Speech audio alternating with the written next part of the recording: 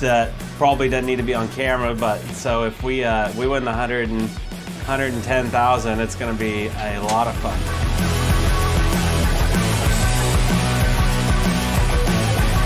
Invest in coming back. And doing it under Rick Weber Racing and controlling my own team. That's what's really exciting to me, and I'm going to make sure my guys are taken care of. And I think that I love racing for money. I love racing for exciting races, and I love being a part of the growth of sprint car racing right now. So for me, it's about the fans and them having an incredible experience. And getting to meet me and all of us drivers, and never allowing a fan to have a bad experience at the races. The caliber of guys that are coming over here, the excitement behind the race. For them to come here and race us, and we get to do it in our backyard on a track that we're familiar with is unreal. And I think it uplifts a lot of teams. It really uplifts our whole sport, the Madison Tour, the brand as well, and it's a pretty cool thing to have. Hopefully, same thing again this year, and we can just put together good runs and not have too many bad nights, and end up, like I say, that stuff takes care of itself. For Matt. Are you ready to go again? We certainly are. It's night number 2 of High Limit International from high above the Perth Motorplex. A night dominated by the Americans once again. Corey Day continuing to explode in popularity here in the West. Can he back it up here on night number 2 at the Perth Motorplex? We welcome you along to night number 2.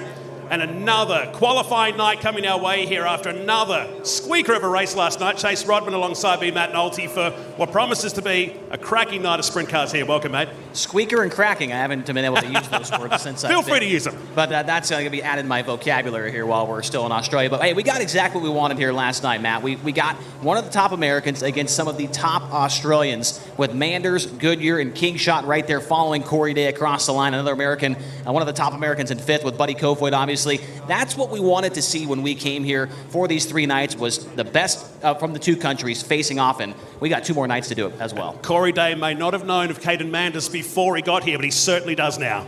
Yeah, no doubt. He was like, that 71 car, I don't know who he was, but he was pretty good last night. That 2 car as well, he wasn't bad as well. So, he'll know who they are by the end of the week, that's for sure. Here's the format that you're going to be seeing here tonight. It's the same as yesterday. Got qualifying, of course. All drivers will be drawn into their positions, and they will do 2 laps on the racetrack. 2 cars at the same time. That'll set them up for those heat races. Each of those heat races, 8 laps in distance. The top 5 will move into the feature, with the winner and the fastest qualifier going to the dash, which of course will be 7 laps in distance. The finishing order of the dash will line up the first 4 rows of the feature event. That dash is lined up by the roulette redraw wheel, which is one of the favorite things when it comes to high limit racing. Of course, the B main, for those drivers that do not transfer out of the heat race, 15 laps in distance there. You have to be inside the top 4 to make that A main event. And then that feature will be 30 laps in distance, and as we saw yesterday as well, $15,000 to the winner. And then after that, so very important, Matt, we'll tally up all the points that you earn throughout the qualifying, the heat races, and the feature. We'll take the top 4 and lock them in for Tuesday night in the dash. Here is the points breakdown here. 100 to go quick time, 100 to win the heat race, and 200 to win the feature. 1 point down in qualifying, 2 in the heat, and 3 in the main. And we do need to update you on this, because the points, they already tallied them up from last night. Corey Day leads in that category at 398 points total. He is followed by Caden Manders at 394, Jock Goodyear 389, Dane Kingshot and Buddy Kofoid tied for that all-important 4th and final lock-in spot at 366. The key is, remember to run up front. Remember to stay up front there. You can't afford to have a DNF in the High Limit International Series. That was night number 1. We're getting set for night 2 very, very soon. Now, last night, something a little bit special. We got some behind-the-scenes footage here of Caden Manders as the team went out for the dash. Take a look at this. What do you need it to do to be better on the entry? Yeah, I honestly feel like the entry may be more than the win, more of the win. Like that board? Like the board? No, just the wind on the actual venue. Like getting you tight? Just blowing you around in general. Like, I think that's what's making me so sideways coming into 3 sometimes, because it just gets under the wing. And I think we're going to be tighter again. If you move it out, you think? I don't know. You do whatever you want. You think you can be tighter, like on the end? Is the entries getting slicker at all? Yeah, entries are reasonably slick. Yeah. All right, let's do this. Let's put the 8 on, get it to like 18 and a quarter, 18 and a half even. and I'm gonna try. We're starting on the front roll of the dash. I'm gonna try something else.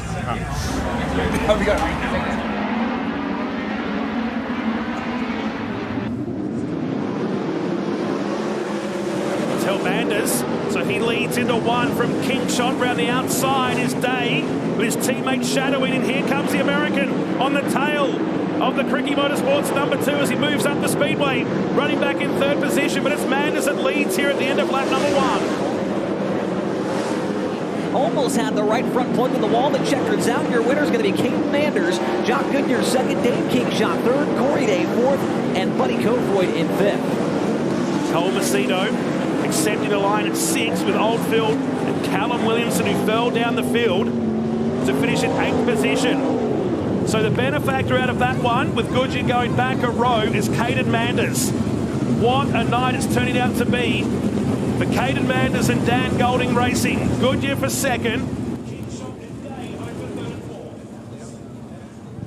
If you didn't know who Caden Manders was after last night, now you do. Finish 2nd in the feature event, of course, after winning that dash to put him on the pole of the feature. And boy, did he give Corey Day a run for his money there on that last restart. Actually passed him, took the lead briefly, and then late in the race, as you'll see here in just a moment, he came very, very close to passing with 2 laps to go. And this is how it went down last night, night 1 of High Limit International, the 4-wide salute, ever popular here at the Motorplex. And then it was time to get down to business, and all 28 cars safely through the first turn. Corey Day was already up high, searching for grip, and it didn't take long for him to get to the front. It did not. He goes by Jock Goodyear there to take over that 2nd position. King Shot was good pretty much the entire race as he ran in that 3rd or 4th position throughout. There was a lot of battling as well throughout the rest of the field. King Shot pulling up next to Corey Day there, trying to take over that 2nd spot. Couldn't quite do it. These 3 guys kind of broke away from the rest of the field early on. They did. They caught lap traffic early in the race too. This was the challenge from Day that got him past at Baddington Toyota Turn 2 to take the lead, but suddenly Manders was back. Plenty of drive through the mid-track there last night. And a good move here from Day. He kind of knew that move was going to happen from Manders. He expected that to happen, tapped the brake, turned it underneath of him, and was able to maintain the race lead as they got into the traffic. And Jock Goodyear, I mean, he did not even make the show on night 1 last year. He was inside the top 5, challenging for a podium the entire race. Car looks very good, the Daniel Trucking car, the white and black with the red number 22, the Tasmanian. Ferocious winds lashed the Motorplex here last night too, which dried the track out late in the race, but drivers were being buffeted all night long. Yeah, it was very interesting. The track was drying out after that B main, but then something happened there. I don't know if it was the tide from the ocean or something, but it seemed like the track gained grip and it gained moisture. And you'll see this here in a moment, that Manders finds a part of the racetrack that you don't normally see late in feature events, which was right through the middle. This was a huge storyline as Kyle Larson blew a right rear tire running in the top 10. They changed that right rear tire. There was a slight fuel leak, but it was just from breathing at the top of where the fuel would go in. It was leaking and running around in the back shell there. They didn't black flag him. They let him get back out there and race. He'd finish in 17th. And then Manders from nowhere went at Corey Day, caught him napping for a split second. Yeah, definitely caught him off guard, that's for sure. Corey would take it right back away down the back straightaway. And Manders would make this move as well and get in front of him briefly. Day back around the outside, was able to kind of chop him while getting into turn 1, took the air off the nose, and that allowed Day to pull away slightly. And then here comes King Shot and Goodyear challenging for 2nd. I thought King Shot was on here for 2nd place, but he would fall away back towards Jock Goodyear in the latter stages. From there, Corey Day drove into the still night conditions. By this point, the wind had dropped dramatically towards the end of the race here. But King Shot and Goodyear, we didn't give them enough props last night. Well, yeah, absolutely. I mean, these guys were absolutely dialed in the entire race. And you might think at this point in time, with less than 10 laps to go, okay, this race is over. Corey Day, I mean, he's not going to screw this up, right? But like I said, you'll see in a moment, Caden Manders right through the middle is able to take off a couple of tenths a lap and gets very close. Unfortunately here, with about 2 laps to go, a lap car gets in his way and impedes his progress. Yeah, it kind of took the sting out of the race there and gave it to Corey Day. In fact, that last 7 laps, 18 of the 28 cars set their fastest lap. It was incredible to watch.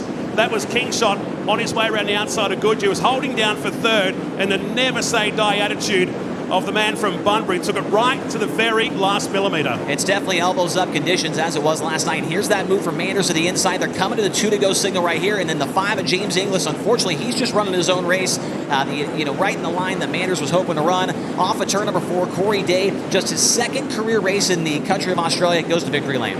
And you saw King Shot get 3rd place by 0.024 of a second, similar to what we saw Day get onto the podium the other night in the Boxing Day Bonanza. But the Californian chalked up the first win and has gained a lot of popularity. Just made it look easy out those conditions. Didn't have to do it from 28th on the grid this time. And all he could do was just talk about all of the things that he loves about Perth Motorplex. He mentioned he hopes that we can just take Perth Motorplex, pick it up, and put it somewhere else. Cue Patrick Starr from SpongeBob. We got to pick it up and we got to push it somewhere else. That's what he's hoping to do with Perth Motorplex. All the Americans have so many good things to say about this racetrack. Well, the top three made it to victory lane. In fact, they were toasted on this stage at the end of proceedings into night number one. Let's hear from that top three from the first feature of the weekend. Yeah, I mean, it was tough. The track got super fast there in the end as well, which it's been doing a bit here lately. The moisture comes back up and it gets faster, but it was a tough night. Like I say, the wind throws the cars around a little bit. It probably wasn't as bad in the feature race then when you're around other cars anyway, but yeah, no, it was a solid night for us, and we'll take the points and roll into tomorrow. I talked to Corey Day, the winner, about the competition he's facing for the first time ever as he's come down here to Australia to race. Obviously, you were a part of this event last year. You've done your traveling, you've raced with lots of different fields of competition, but what can you say about the group of racers we have collected here this weekend, or the early start of this week for High Limit International? Just how hard is this field right now? Yeah, I mean, this is apart from David Gravel, I think you've got every one of the best, 10 guys, or at least 6 guys here, and it's pretty tough. It's our home track, but we get dished up different stuff every night as well, so it's not quite a home track advantage, but it's brutal, and we knew it was going to be, but like I say, that's what's going to make us better racing these guys. So yeah, hopefully we can just keep getting better and put this thing further up on the podium. Yeah, it was a good race. I would say huge thanks to my whole crew. They worked so hard tonight. Didn't quite get the result we wanted on Boxing Night, but to come back and kind of rebound and grab a podium here in the High Limit International is really cool for the whole team, and looking forward to tomorrow night. And like I said, a 12th here on night one last year, and 11th back here on Boxing Day. You seem to be in rare form right now. What does this car, what do you have for these next 2 nights with High Limit International? Well, we're still learning, we're a new team, so we're still learning each other a little bit, still learning the cars a little bit. So, hopefully we can just find out. I just feel like we're still lacking that last little bit to catch up with the top cars, but congrats to the whole Williamson Motorsport team, to Corey. They really deserve it. He definitely outdrove me up the top there, and hopefully we can come back tomorrow night and go one spot better. Tonight you go 4th to 1st. Tell me, what do you enjoy so much about racing here at the Perth Motorplex? Because you seem quite good at it, my man. Yeah, this place is just awesome. It just suits my style really well, and yeah, definitely a different track tonight than we had on Boxing Day. So, good to know we got our car good in both of those conditions. And man, hats off to the 71 here. He kept me honest for sure. Yeah, just gets tricky there in lap traffic when you get to him and you lose your clean air and your race car starts working a little worse. And when you just get to him, you really slow down. So I did my best to kind of try and stay in clean air and keep it rolling, but it's just really hard to when the track's this wide and there's so many grooves you can run. So yeah, hats off to him. He kept me honest. Thanks to Brody. This is awesome. Like I said, to be able to come all the way across the world to run a race car as bad fast as this. So big thanks to him, Callum, the whole Williams Motorsports team, Carl, Lynn, everyone that puts this deal together, and Nathan, Lawton, Dylan, just everyone that's working hard this week. It's a lot of fun. Well, all 3 of those guys had good things to say, but the one that had the biggest smile on his face, of course, was Corey Day going to victory lane. But something interesting that we heard over here during the Wilson Brewing toast was that Kingshot and Manders both mentioning that this felt like the biggest event they'd ever been a part of, and they both performed very, very well. Yeah, in 3rd and 4th position, I mean, if that feels like a win for those guys racing those conditions. Make no mistake, the West Aussies in the Australian contingent here this weekend are taking this very seriously. They know that they've got the world's best here. So anybody that nets a top 5 result is going to feel like they've won the feature. Well, one of the guys that they were able to beat last night, which is somebody that we were expecting to be coming in here, running for top 5s, being on the podium, contending for wins, was Brad Sweet in the Landrigan Motorsports 49. Of course, he still had a good run. He ran in that 10th position, but he wants a little bit more. He's now standing by with Tony Laporta. All right, Brad Sweet, 10th place last night. I know you're not very happy about that result. I'm not happy about that result because Rachel said you weren't going to pay for an upgrade for my flight home because of how you ran last night. So what do we got to do to get a little bit more speed out of this thing? It's just always a work in progress. When you show up and the competition's as stiff as it is, and some guys have been racing here, I think it just takes a minute sometimes to get it right. And last night we made progress. I haven't got to work with Joe Mooney in a long time, so it's exciting to work with Joe again. And we had Robbie Farr here, driver, coaching me a little, and Melvy. So we're having fun no matter what. It wasn't the result that we wanted, but we moved forward in the A and felt like when we left here that we'd made improvements all night. So you always want to be making progress, and obviously we have a whole other night to kind of reset and hopefully get better results tonight and kind of build for a good, strong final night. Well, you set me up perfectly for the next two topics I want to discuss. You could do this broadcasting thing. I really think you're made out for it. You have the opportunity these days. You just announced your retirement from full-time competition. So this is your first time back in the seat since making that announcement at the banquet in Texas with High Limit. You hit on a couple things. First of all, the competition here in Australia. Obviously, they're stiff. They're great drivers here. Is it a different kind of competition that you experience on track here than back home?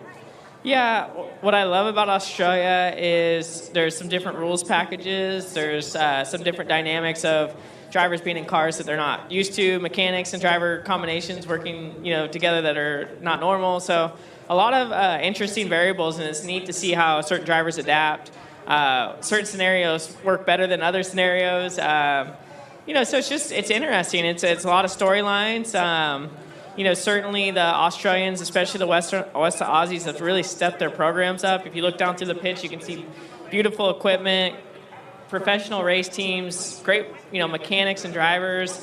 You bring in, other Australian teams that have traveled here, and then you bring in all the Americans and their different scenarios, and it's just kind of a really unique, cool vibe here, and the competition's very unique. So I think, I really enjoy it from just a fan perspective, but also as a driver driving in an uncomfortable car and kind of understanding all the nuances. It's definitely a challenge, and the racing's been phenomenal. It's what they have going on here at Perth is just next to, nothing else out there. It's kind of the best thing going. Brad Sweet says racing here in Western Australia brings cool vibes. Brad's always got a cool vibe about him. And the last thing I've got to know about, you hit on it earlier, you're back racing with Joe Mooney. Joe Mooney is just a grizzly bear of a man, and he was on your Napa team at Casey Kane Racing for a couple Outlaw Championships, if memory serves correctly, as your car chief. So how'd this deal come together to get him out of Pennsylvania, which I'm sure he's happy about, and on your car down here after not working together for quite a few years? Yeah, it just worked out. It's the Landriggans,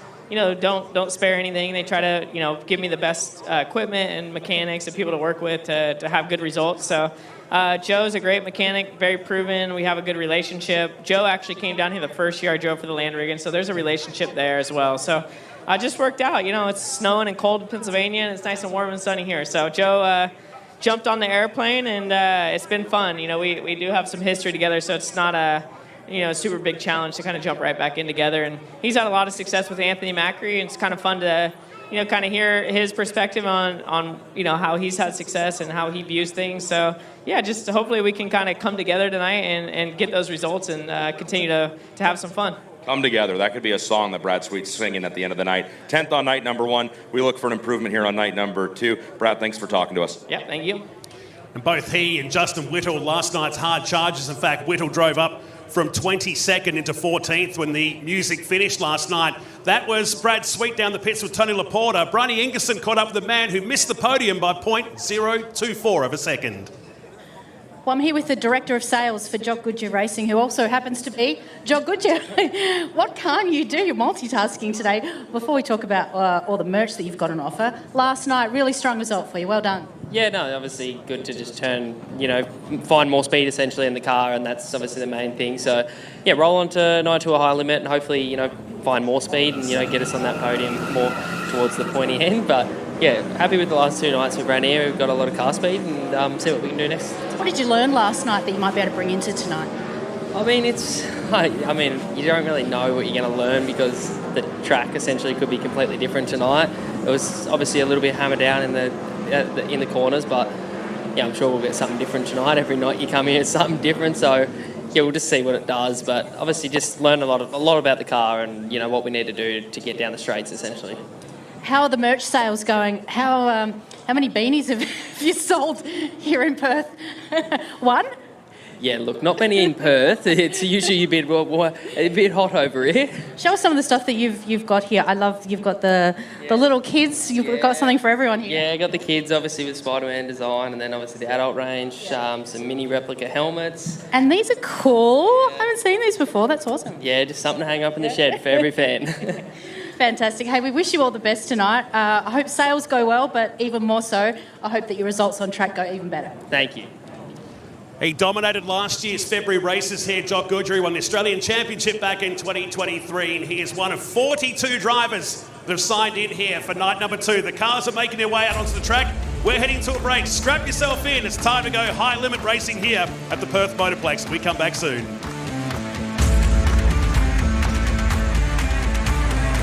My name's Carson Macedo. I'm from Lemoore, California, and I'm here to race in Australia at the Perth Motorplex. Yeah, if I could describe my driving style, I would say I'm probably like a mix in between like a Jack Hodenshield and a Jason Myers. I know that's a big frame there, big window, but I don't think that I'm necessarily as calm and patient as Jason Myers, but I definitely think that I can go to the edge and race really hard on any given night and push it to the limit, and even go past that limit to try and get anything I need out of the race car. So I try to find a fine balance between that. Trying to be a points racer on the World of Outlaw Tour has kind of taught me to be a little bit more patient, but at the same time, you got to get up in the seat and race hard to win races. My first impression of the Perth Motorplex, I raced here a few years ago, actually when World Series came here, I think in 2017 or 18. But since then, coming back, it's been pretty unreal. They've done a lot of upgrades, a lot of things that are a lot nicer. It was nice then, and I think it's world first class now. So probably one of the nicest facilities that I've ever been to, and I think it's only going to continue to get better. So excited for the fans and all the action that we have to come. Yeah, if I could explain the standard of the drivers that are going to be here in this swing, I think these next, especially at high limit, I think the next couple of weeks here, it's going to be an unreal field. I think you've got guys that are coming from high limit, you got guys that are coming from the World of Outlaws, you got guys that are kind of just traveling all over the United States that have made the trip over, and then you've got first-class drivers like Dane Kingshot and Callum Williamson, a lot of American talent. I think it's going to be every bit as tough as winning an Outlaw show or at a high limit show at this swing, especially the top 10, top 12 guys. So I think any fan that is going to miss any of these events is definitely going to miss out. Yeah, John McClellan's been kind enough to bring me out. J&S Racing, J&S Drilling Car. It's incredible opportunities. Put a lot of effort into this program, and just feels really good to be able to come over here and represent his team and hopefully put some good runs on the board for him. He's definitely these guys have put their best foot forward. I know Keith Giles has worked really hard to make sure that everything's prepared properly, and just looking forward to working with him and hopefully just giving John McClellan the runs and the finishes that he deserves.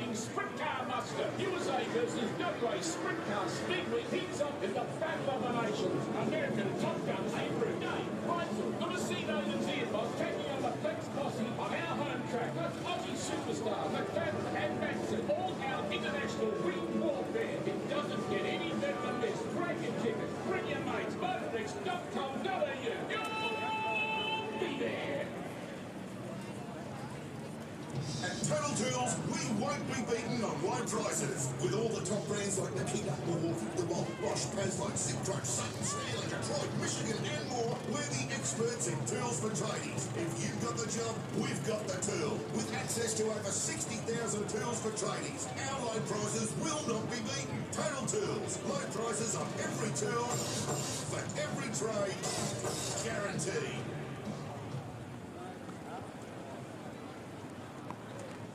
Aaron Reutzel from Clute, Texas, here driving the Monty Farms 17. Just out here to drive for Luch Monty. Called him up and we talked about it for a few weeks and put a deal together, and really excited to get here. Watched a few videos of Perth, and this place is awesome. It reminds me of Eldora, but a lot smoother. and yeah, just nice wide sweeping. I think it's going to be an awesome experience. When I was at home and people asked who I was driving for, I told them, you know, I feel like I'm driving for the most prestigious car in Australia. I told them I put it as at home, I'm either in the TSR or the KKR car. I don't think there's a better race team out in Australia than the Monty car. So yeah, just really happy to get the opportunity to drive for Luch and his family. And I think Luch and I have already hit it off well. So I think we've already become really good friends. I've already put down a few 10s, and yeah, I think it's gonna be a good relationship. Williamson back to the lead for a moment. Sweet fights back in the Napa Auto Parts car. But Williamson leads another lap, and look at Abreu to the bottom. He might just get the lead here in the 24. We're watching something special here at the moment. Yeah, so funny you brought that race up. I never seen that race until today. I was on the way here. I looked up a couple races, and that was the first one that popped up. And wow, that was a race right there. I was talking to Rico about it earlier, and yeah, that was awesome. And I think this is kind of one of the tracks, the type of tracks I like to race. You know, it's got a lot of room for those big sliders and stuff, but it's a chess match too, because you know you got to pick when to slide yourself and block a slider, but you can't do it too much because the guy gets such a run on the top. So it's really a chess match race is what I like to call it, and I seem to do pretty good at those. So yeah, I'm excited. I'm really excited to race at Perth. Describe your driving style, Aaron. Kind of like a caveman. Me hold gas down. Unga bunga. Yeah, exactly. Caveman. Me hold butterflies open. Yeah. Big RPMs. Yeah.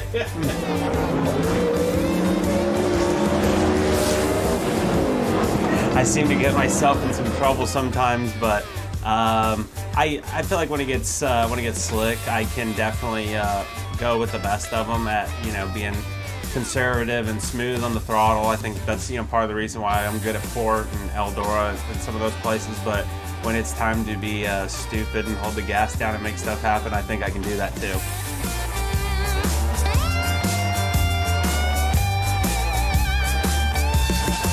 Well, we'll see how caveman Aaron Reutzel will go tonight here with the world focusing in once again at Perth Motorplex for night 2 of High Limit International here on FloRacing. 75 degrees in Perth, that's 24 degrees Celsius if you're here as an Aussie.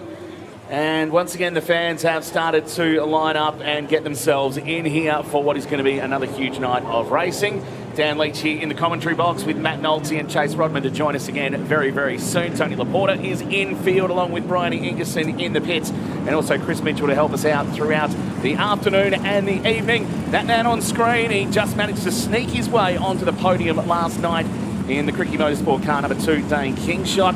Buddy Kofoid in the USA number 7 for Trent Picton Racing. He's had a pretty decent first couple of nights here in Western Australia, winning on Boxing Day about 3 nights ago in a 5th place finish last night to get himself in a decent position in the points after night 1 of High Limits.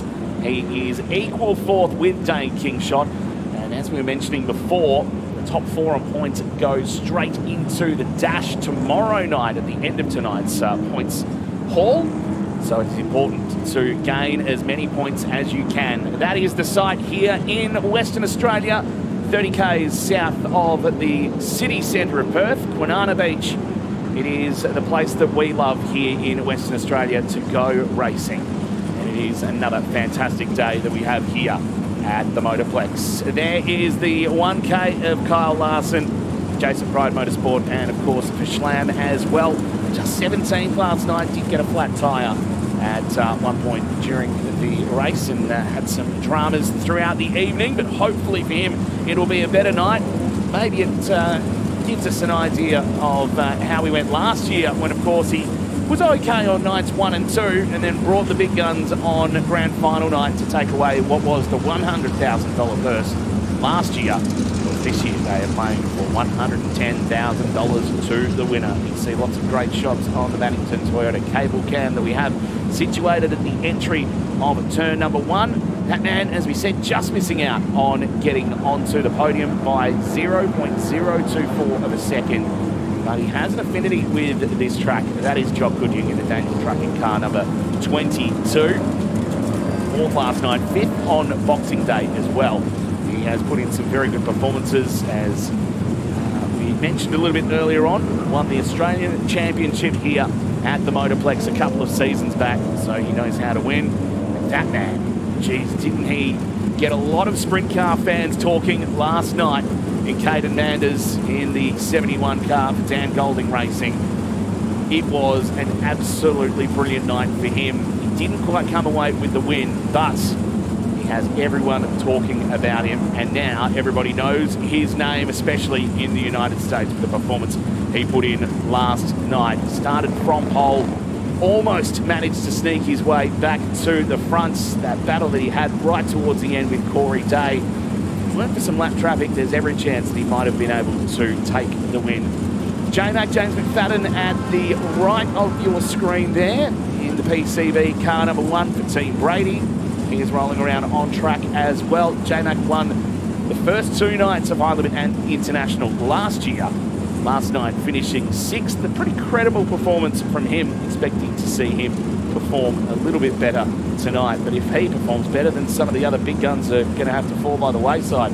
It is a stacked field that we have. 42 cars that are part of the High Limit Internationals, including Cole Macedo, who is from Lemoore, California, and has a fantastic record in the United States, and looking to see how he can go here tonight. Finished 3rd on Boxing Night and 8th last night on night 1 of High Limit Internationals. Matt Nolte and Chase Rodman are back here in the commentary box after their quick little skedaddle from the hosting position. Gentlemen, as I was saying, the wind may be a little less strong than what we had last night, but it's still going to play a big factor.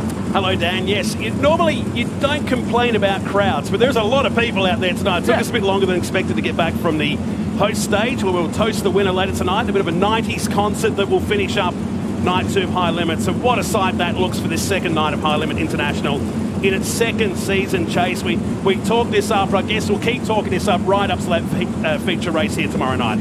Yeah, it's just fantastic. I mean, my parents are here. They'd never seen the place before. They never watched a video, never seen a picture. They're sitting over at the Turn 1 Terrace, and I talked to them at lunch today, and they were just amazed by this place. So I think that goes to anybody that's been here for the first time, that this place is absolutely breathtaking, as there is a look at some of the folks on the Ricky Motorsports number 2, it appears. And, you know, we want to talk about the event point standings, Matt, because that is a very important aspect of this entire weekend of racing, is you've got to be in the top 4 in the point standings after last night and tonight. And so after the feature this evening, we will know who the top 4 are in the locked-in positions for the dash for that $110,000 finale. Corey Day, who you just saw on the screen momentarily, he is at 398 points, showing the way currently. Caden Manders with that 2nd place finish last night at 394. Jock Goodyear, we saw him momentarily just a few minutes ago as well. He's at 389. And then 4th place right now, that final lock-in spot is a tie between Dane Kingshot and Buddy Kofoid. So they are 4th and 5th with McFadden, Williamson, Macedo, that's Cole Macedo, that is, Zierfoss, and Kerry Madsen. Those are the top 10 drivers, and any of those top 10, if they have a good night, can lead themselves into one of those lock-in spots. And it makes tomorrow night so much easier when you're in that top 4 with the crew at Xavier Doney, who started strong yesterday in the heat, started from 13th, but fell down the order in the end to finish in 23rd position. His first look here at the Perth Motorplex for Paul Keane Racing. Here's Brock Zierfoss on screen now for S&D, Sean and Dot Karen Racing, and has done for many seasons now. Winner of Speed Week here back in 2020-21. We look at Rico Abreu. Hey, there's a mystery about this car. There's a question mark about this car. What has happened to the pace of Rico Abreu this week? Now, we talked to him earlier today on the pre-race show over on the stage, and he mentioned that, you know, they're just lacking that raw speed right now. They just don't quite have it, but obviously they've still got 2 more nights to try and figure things out. So hopefully Rico can get things back going the right direction here. And here is some of the Americans that are here this evening. Of course, we mentioned Kyle Larson. He's the defending champion of this race. He is also the 2-time and current NASCAR Series champion. Brad Sweet, we talked to him on the pre-race show as well. 5-time Outlaw champion, the 2024 Highlander Racing champion as well. And Rico, we were just talking about him. He is the current Highlander Racing champion. And Corey Day, last night's feature winner and a 3-time in a row Gold Cup Race of Champions titleist. No one's done that since Steve Kinzer back in the 80s. And so Corey Day in some good company there. Carson, Macedo, and Buddy Kofoid. Obviously, those 2 guys were fantastic on the Outlaw Tour this year. 2nd and 3rd in the point standings there. Aaron Reutzel out of Clute, Texas. It's been a tough weekend and a tough couple days for him. But the runner-up in point standings this year with High Limit will certainly be one to watch for here tonight as well. There is Brad Sweet and the crew getting that thing wiped off before he heads out for hot laps in a few moments. Pretty handy guy at the back of the car there to the left-hand side. He might stand up in a few moments' time. Robbie Farr helping out with the Landrigan team for this weekend. Has flown in especially for the weekend to team up with Brad Sweet, who he won a feature race at Parramatta many years ago, and Brad Sweet finished behind him. It was a nice picture getting around on his socials during the week. So Robbie, who's dominated Aussie sprint car racing back in the 90s and early 2000s, former World Series champ, former Aussie champion as well. Great to have him here as part of High Limit International. Yeah, that picture was awesome with Brad and Robbie on that podium. I thought that was super cool, and I'm curious to, I talked to Brad a little bit last night after the feature. I'd love to hear from him a little bit more about what Robbie is, helping him out with, and I just think having a guy like that in your corner can't hurt. That is for sure, as you're getting to look at Buddy Kofoid, who was the fast qualifier last night. There is Callum Williamson, who is definitely in the mix for that top 4 lock-in spot. After last night, he sits in the 7th position, tied with McFadden actually for 6th, just a few points behind those 4 spots. Here are some of the, what you call the interstaters, Matt. The interstaters, the internationals, if you will, for High Limit International. James McFadden tops that list at the moment, the current Australian champion, 3 times in fact. Kerry Madsen, a 4-time Aussie champ driving for Diamond Bay Motorsports. You got Jock Goodyear, who won the title here back in 2023 and knows how to get a car around the Perth Motorplex. Evidence in that 4th place finish last night. Luke Oldfield, who's been with the Pete Motorsport team for several seasons, was on the podium here at the WA title, multi-time Queensland champion, and there's a whole list of local stars here that have really been taken seriously. There is the Daniel Trucking Good Developments car, the man from Launceston in Tasmania, pipped at the post by 0.024 of a second last night. And Caden Manders, could you say it was Caden who Manders last night for some of the Americans? They're not saying that now. They are not saying that anymore. Tony and I had a long conversation about that last night, or maybe it was today in the car, that, some of these Americans, they literally have no idea. And that's kind of how I was when I came here last year. I said, I don't know who any of these guys are, but I obviously did all my research to try and do the announcing job the best I could. But I didn't know what they looked like. I didn't know what car they raced, what number they were. But these Americans, they know who Dane Kingshot is now. They know Callum Williamson. They know Caden Manders, and they're going to get to know him a little bit more here tonight, Tony. Chase, I want to just add to that because I walked into the infield just a little while ago with a gentleman named Bruce. He was very nice. I don't know what he does. He was wearing a Maddington Toyota shirt, so regardless of his affiliation, we're grateful for Maddington Toyota's support. As the driver we're mentioning, Caden Manders, goes jogging by me here in turns 1 and 2 of the infield.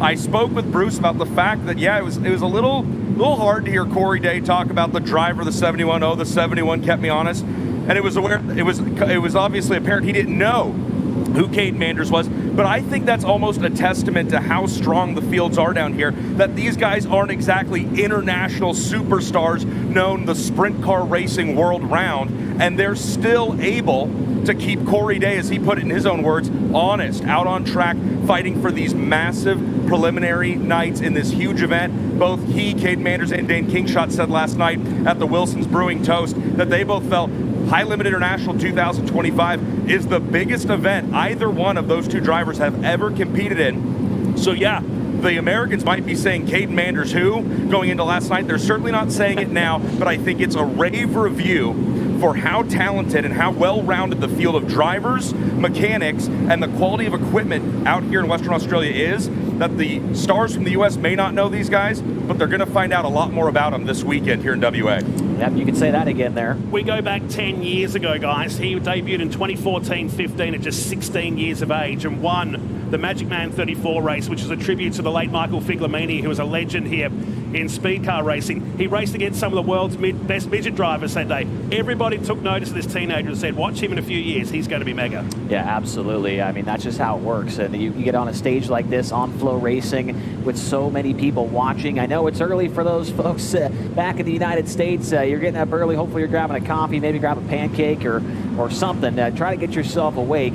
We're going to be getting cars on the track here in just a few moments. We appreciate you watching back home, whether you're on the East Coast, where I'm not sure exactly what time it is back there, or the West Coast, where it's even earlier. But we do appreciate all of you watching and supporting High Limit International as we now see the first group of hot laps rolling onto the racetrack now.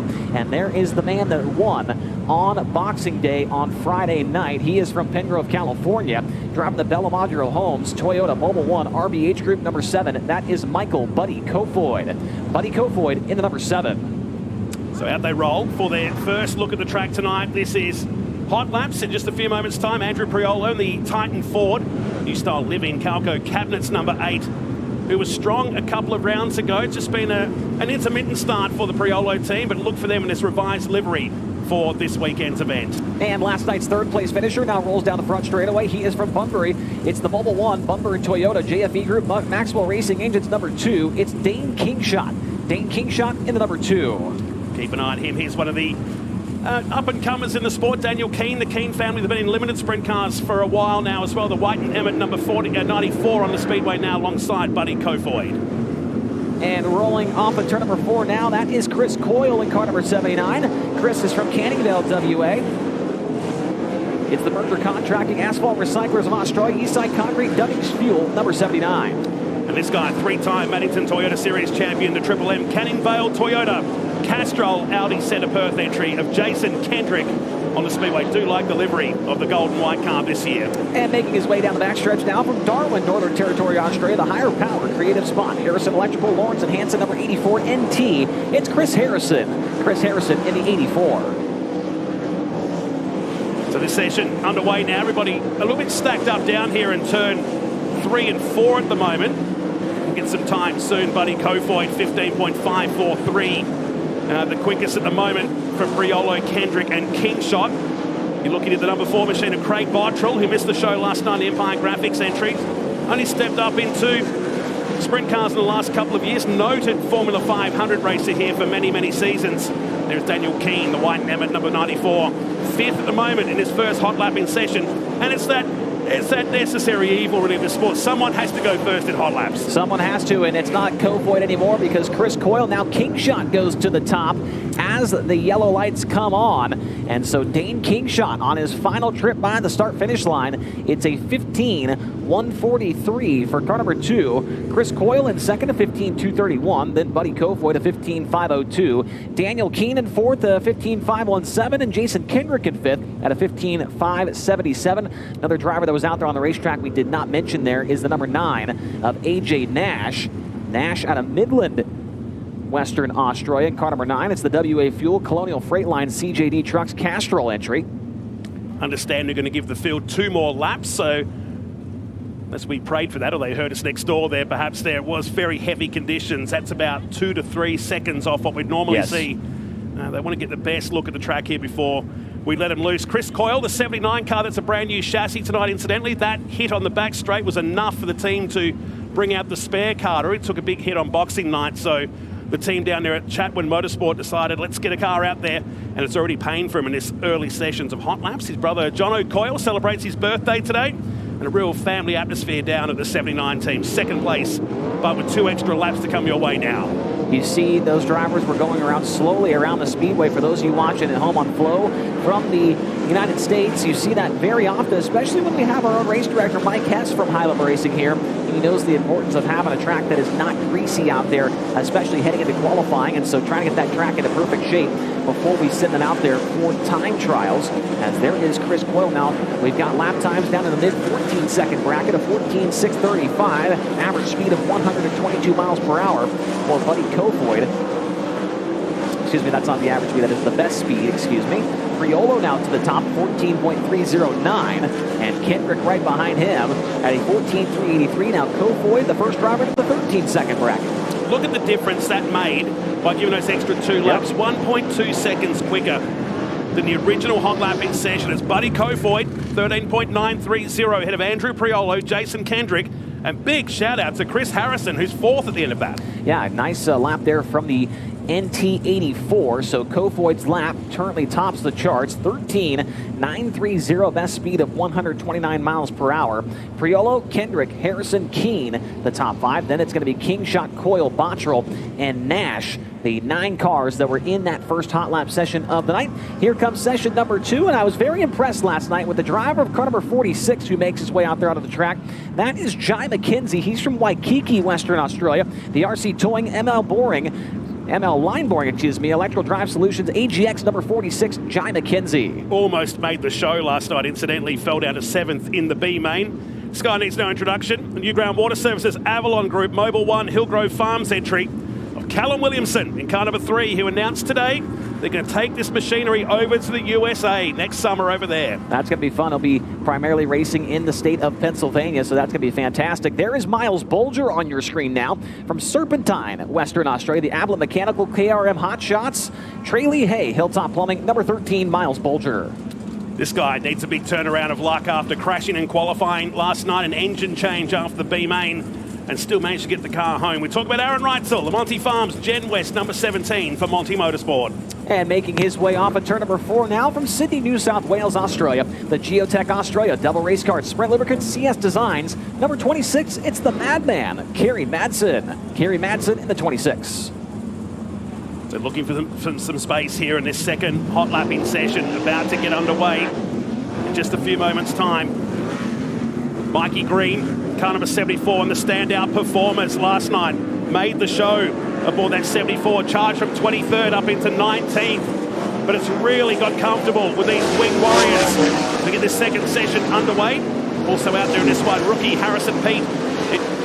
Field now start their flying laps here in this hot lapping session, with qualifying still to come. The 2-time Maddington Toyota Sprint Car Series champion also on the track. It's Brad Mayolo. He's from Myala, Western Australia. The Fridge Tech, Phoenix Petroleum, Barella Steel, Australian Produce Brokers, number 77. Missed it by 1 spot last night, did Brad, in the blue, red and white car. James Inglis, it was his best starting spot of 9th last night before a flat left rear tyre forced him into the work zone and sent him to the rear. From that point, the car didn't go forward, so he'll be looking. They'll go in confident knowing how fast that car was. Yeah, he was. You started inside the top 10, so he was definitely on his way to a good finish before that tire had went down. As the yellow lights come on, it looks like Callum Williamson will be the fastest driver in that second session of hot laps. The lap time, a 13.816 seconds. Kerry Madsen second, 13.937, followed by Brad Mayolo, a 13.948. Mikey Green in fourth, a 14.224, and fifth, the 46, Jai McKenzie, followed by Miles Bolger, Aaron Reutzel, Harrison Pete, and James Inglis as session number 3 begins to roll onto the speedway. Last night's feature race winner, Avalon Group, New Ground Water Services, number 3, Californian Corey Day, as he pushes on to the Triple M back straight. Can he go 2 for 2 tonight? Well, if the form guide of last night is the suggestion, keep an eye on that 3. And there is the current Australian champion from Alice Springs, Northern Territory, Australia. The PCB is best. It's a demo. Hot Weld Fabrication, PCS, Shock Shop, Rig Safe, number 1. It's James McFadden. James McFadden in the number 1. About this guy, the Blue Angels livery, the Fennell Tyres, number 95. For Sean Curran's team, it's Brock Searfoss, former Speed Week Series champion. And rolling down the front stretch now from Bullsbrook, Western Australia, it's the Sprint Lubricants Slim's Tire Service Fitness Hub of Bullsbrook, Lancaster Strata, number 44, Ryan Lancaster. Ryan Lancaster in the 44. Lancaster was 8th in the B main last night. We check in now with the Rumbold Ford Barclay Engineering of Tim King in car 51. Tim King, who was our only DNF in last night's B main. Got to give a shout out to Xavier Doney, who's out there as well, but that is J.D. Dack on our screen. Now it's Xavier Doney, the Odessa, Missouri driver, behind the wheel of the Keen's race team, number 16, sponsored by Donna Racing Engine, Schnee Lawson Chassis, and TaylorMade Wings. Compared to the media day, that car looks much better out there tonight, the 16. You look at the Gold Coaster, car number 65, Luke Oldfield working his way down the back straight for Pete Motorsport. JD Dack was the 22 you saw a few moments ago. He is from Martin, WA, the Denani Hotshots, MJ Walker, Bayless Electrical Group, Proline Concrete, number 22X, as Corey Day finds himself now at the top of the speed charts. The fastest lap we've seen so far tonight during hot laps at a 13.412, best speed of 134 miles per hour. Brock Searfoss a 13.471, James McFadden a 13.511, Xavier Doney a 13.514, Tim King in fifth, 13.761, followed by Luke Oldfield, JD Dack, and Ryan Lancaster, with still 2 more groups of hot laps left to run before we get into the all-important qualifying, and that is when the points will then be on the line for High Limit International. Quick glimpse of Gavin Migro and Mikey Rimmer just a few moments ago watching on from the infield here. So next group push away. So 5 sessions of hot laps instead of 4 to give enough track space out there as we push away the first of the cars and the Intimidator boats. Number 40, Wormhole Development's entry of Cole Macedo. And just behind him, rolling down the back straightaway, driver that made the feature here last night, and is the number 4 of Cameron McKenzie. He is from Canningvale, Western Australia. He's from Capel, WA. The All-Torque Engineering, Mike Armstrong Diesel Services, Automasters, Hig-Built Engines, number 4. Behind, the man who drove from 17th up into 10th last night for Landrigan Motorsports, Brad Sweet is back tonight in car number 49. And just behind him, that is Carson Macedo out of Lemoore, California. The Napa Auto Parts, East Coast Logistics, Castrol, Danny Porter Mechanical, number W60. Macedo, who finished in 15th position last night. Good repair from the Totally Workwear team to get the 25 back out. This is Taylor Milling for Kalgoorlie Case and Drill, making the trek down here for these next 3 nights as he tries to find some space with Kyle Larson ahead. Yep, Larson out there in the Schlam. Authentic Collectibles, Harman Transportation, Tribridge Holdings, number 1K, the defending High Limit International champion. So Larson gets on with it after that flat right rear tire. Forced into the back of the field in the restart. Lap times from the earlier sessions now in the 13.3s to 13.5. So the track is turning it on. Here's to watch Brad Sweet work his way down the Triple M back straight. Here's Carson Macedo in the John McClellan entry. J&S Drilling, Napa Auto Parts, Warrnambool Crane Hire entry, car number 60. That's in 3rd position with that lap now, 13.643. And Kyle Larson is flying. 13.351, his second time round, 13.356. Yep, Kyle Larson, I talked to him last night after he had had that issue in the feature.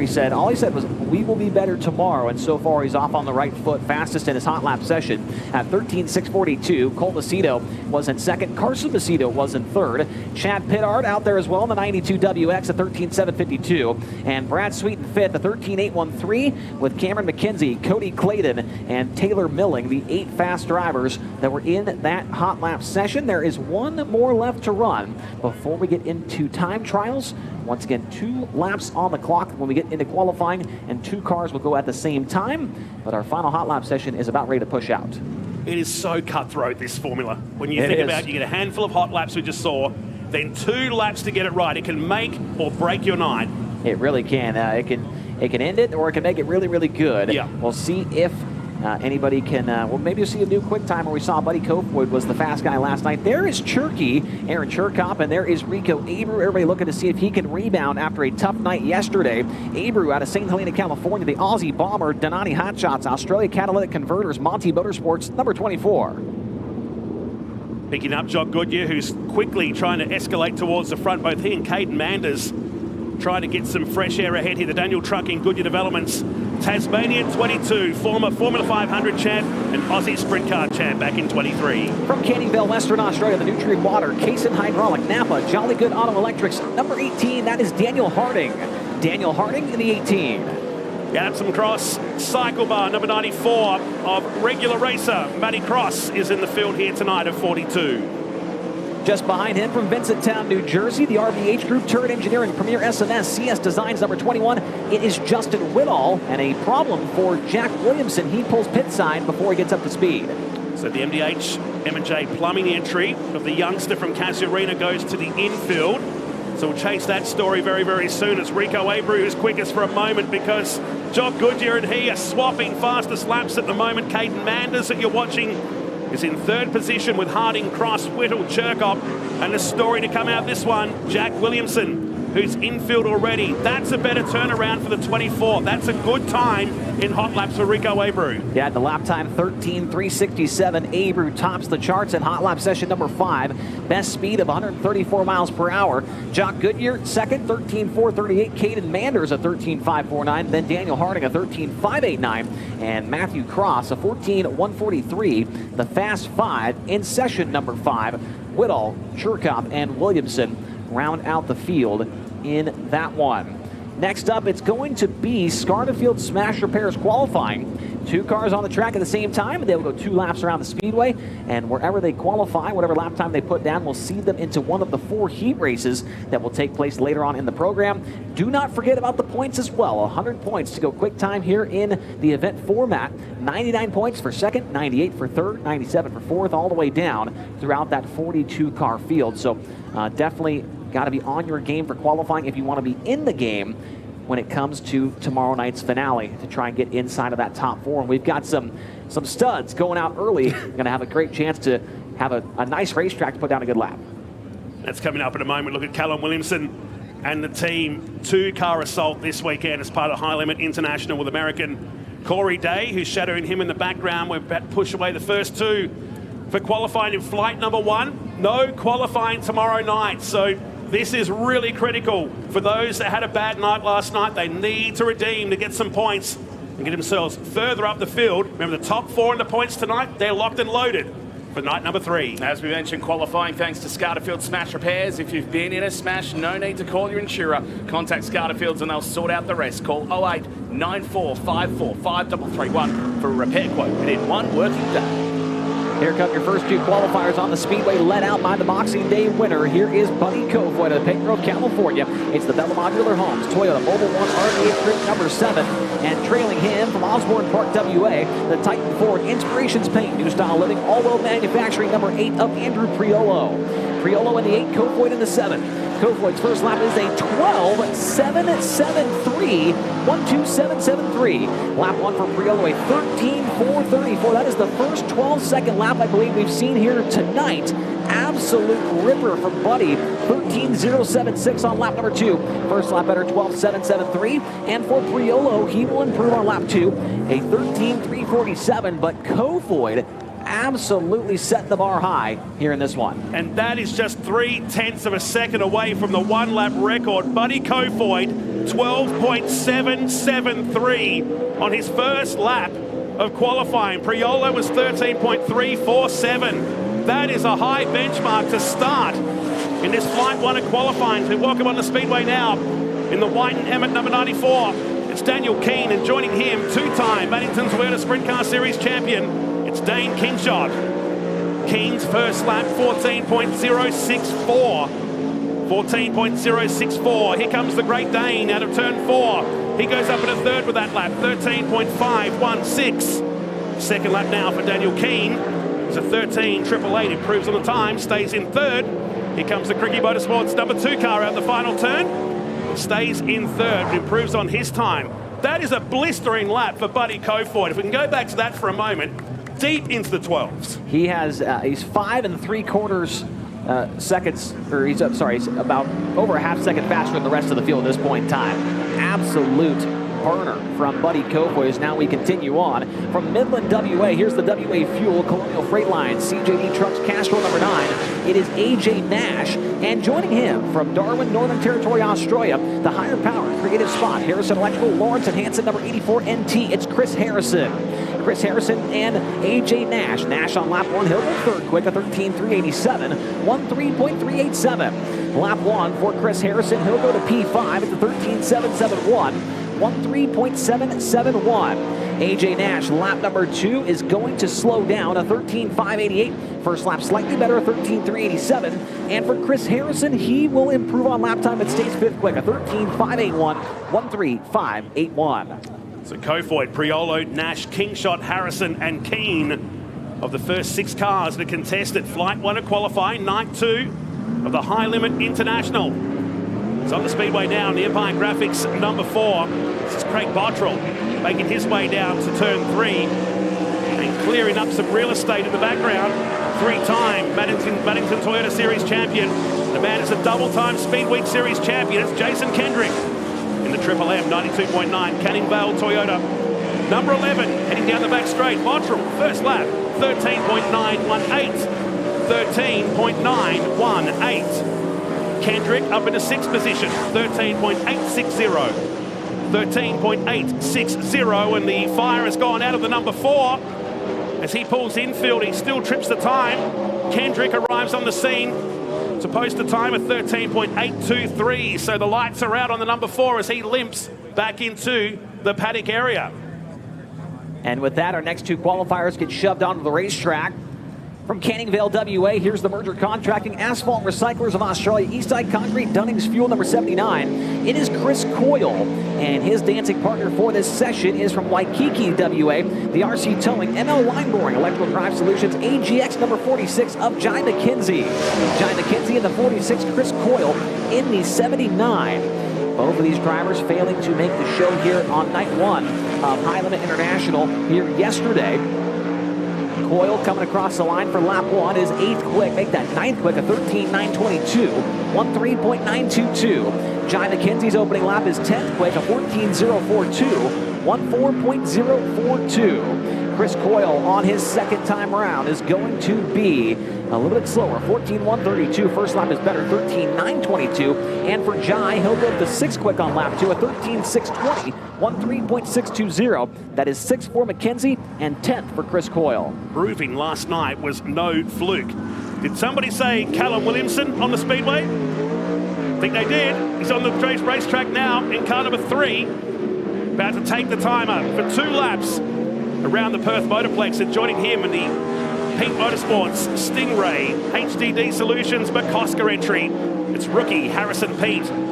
Harrison Pete in car number 65.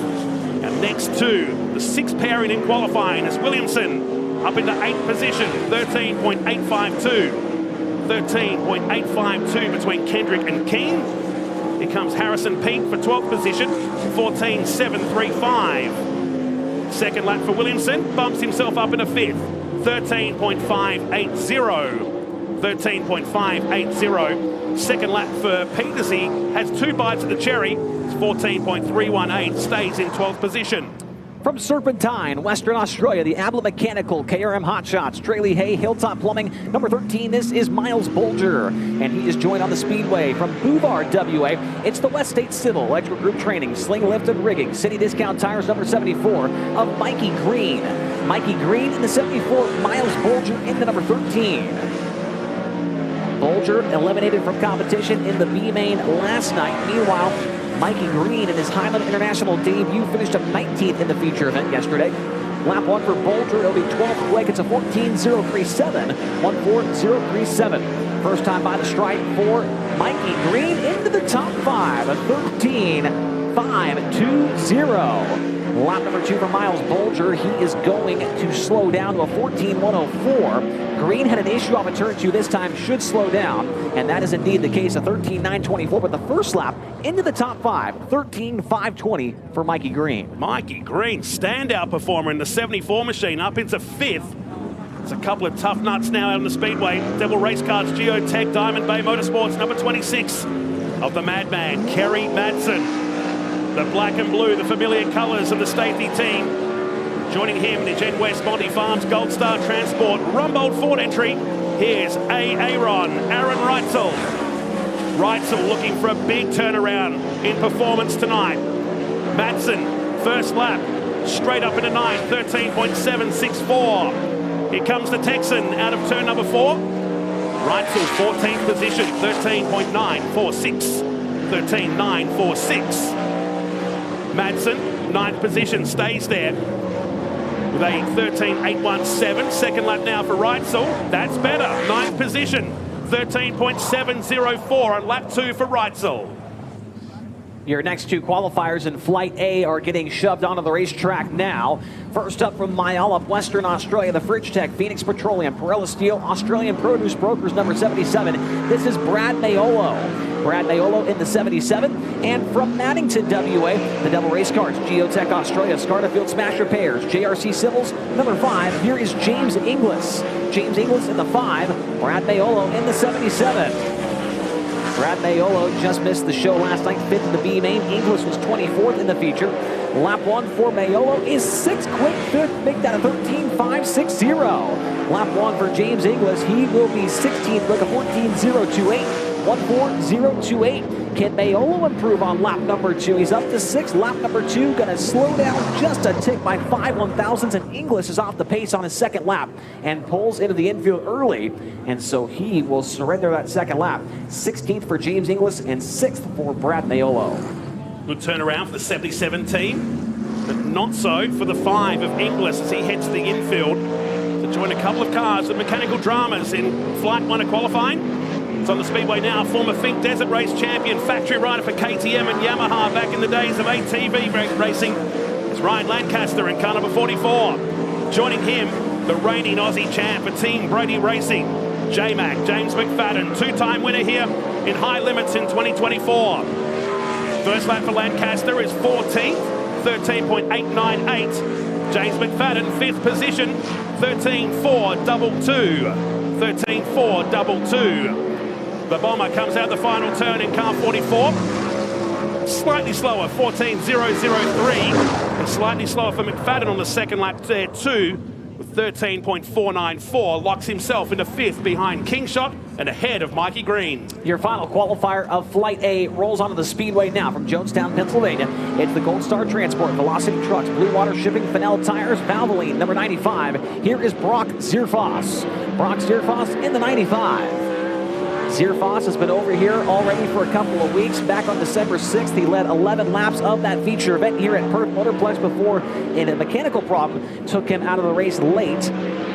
Lap number 1 for Brock is going to be second quick, a 13.268. 1.3268. Zierfoss coming off of a 9th place run here last night and 10th on Boxing Day. Lap number 2 for Zierfoss is better on lap number 2 at 13.159. 1.3159. Not able to surpass Buddy Kofoid, however. He was fastest in Flight A with the only lap time inside the 12-second bracket. And does it by nearly 0.4 of a second. In Flight 1, that's locked and loaded now with Kofoid, Zierfoss, Priolo, Nash, and Dane Kingshot. We've reset the screens. It's time for Flight 2. On the raceway now, in car number 22, the Denali Hotshots, Proline Concrete, Bayless, Electrical Group entry, JD Dack starts his lap. And in car 65 from the Gold Coast in Queensland, for Pete Motorsport, Luke Oldfield, multi-time Queensland champion, on the podium in the WA Championship this season. Dak, 13.563. 13.563. Oldfield's first lap goes quicker, 13.505. 13.505. For Oldfield, Dak's second time, fraction slower, 13.576. Here comes the 65 machine. And 13.668 on his second lap puts him ahead of JD Dack after pairing 1. A pair of Americans now rolling onto the track in last night's feature winner here on night 1 of High Limit International. From Clovis, California, the Fridge Tech Avalon Group New Groundwater, Perth Motors number 3. Here is Payday, Corey Day. And from Odessa, Missouri, the Donna Racing Engine, Schnee Lawson Chassis, TaylorMade Wings, number 16, it's Xavier Doney. Xavier Doney in the 16, Corey Day in number 3. Doney, also a part of last night's feature event, fell back to the 23rd position, but still he was inside of that main event. Lap number 1 for Payday is going to be to the second position of 13.545. Lap 1 for Doney, he's 4th quick, a 13.736, 13.736. Corey Day, 400ths off a lap time by Oldfield on lap number 1. And lap number 2, he goes to the top, 13.370, 13.370. And for Doney, better on lap 2, but still 4th quick, a 13.626, 13.626. He's 4th quick of 4 cars so far. Next pairing, push it out on the speedway. A couple of West Aussie regulars in the Maddington Toyota Sprint Car Series. Generation AG, Rumbold Ford, Barclay Engineering, car 51. It's Tim King on the speedway now as he starts his lap. Joining him in car number 4, making the big step up into 900 horsepower land of a sprint car. It's Cam McKenzie. McKenzie and King, the third pairing of Flight 2 qualifying. Here comes King. Out of turn number 4, first lap 13.992, 13.992. First lap for Mackenzie, 14.087, 14.087 for Mackenzie. Second lap now for Tim King out of the final turn. Shaves a little bit off the time and stays in 5th, 13.967. Second lap for Mackenzie, sneaks ahead, 13.694 for the number 4 machine. Here coming next two qualifiers, rolling trackside now from Lemoore, California. It is the West Coast Rewind, Wormhole Development, Intimidator Boats, MJB Industries. Number 40, this is Cole Macedo. And joining him on the racetrack from Kalgoorlie, Western Australia, the Totally Workwear of Midland, Barbagallo, Kalgoorlie Case and Drill, Westralian Diamond Drillers. Number 25W, it's Taylor Milling. Taylor Milling in the 25, Cole Macedo in the number 40. Milling got upside down in his heat race last night, was unable to make the feature. Lap 1 for Cole Macedo, second quick 13.460, 13.460. Milling's first lap, he will be 7th quick at 13.724, 13.724. Macedo a little bit too high off of turn number 4 for last night's 8th place finisher, and he is going to slow down as a result on lap 2 at 13.514. And for Milling up to the 4th spot on lap number 2, a 13.528. 4th quick for Milling and 2nd for Cole Macedo. So 13.370 is the time they're chasing, just 0.6 behind Buddy Kofoid's 12.7 second run. In flight 1 of qualifying is on the speedway now from Grass Valley, California. Back with the Landrigan Motorsport team, former World of Outlaws champion, former High Limit Series champion, netted 3 top 5s. It's Brad Sweet on the speedway. Joining him in the second of the Highline Motorsport entries, rookie Cody Clayton, the Wormhole Developments entry. Brad Sweet straight to second, 13.374. 13.374 puts him 4 thousandths behind Corey Day. Clayton's first time, 14.474. Brad Sweet doesn't improve. We keep an eye on that smoke. Just wisping out of the number 40 of Cody Clayton. Stays in 10th, 14.033. That is 4 thousandths between 1 and 2 right now. Here come your next two qualifiers. From Bunbury, Western Australia, the Bunbury Ram, Pittard Motors, Century Batteries, Nobel Smash Repairs, Bar 31, number 92. This is Chad Pittard. Chad Pittard in the 92. And joining him on the racetrack for Lemoore, California, the Nap Auto Parts, East Coast Logistics, Castrol, Danny Porter Mechanical, number 60. It's Carson Macedo. Carson Macedo in the 60, Chad Pittard in the 92. Chad Pittard did not make the show last night in the feature. Meanwhile, Carson Macedo ended up 15th in the A main.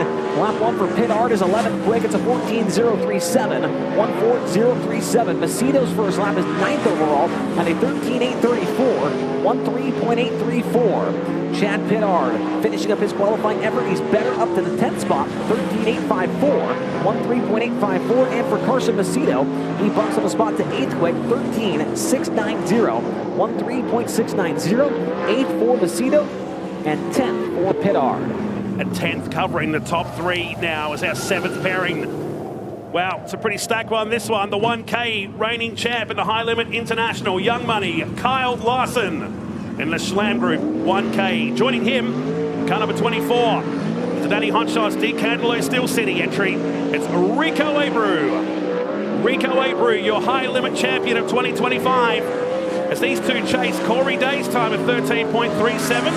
But we'll have to dig really deep to knock off Buddy Kofoid's time here in qualifying for night number 2. Larson through to finish the first lap, straight up into 3rd, 13.381.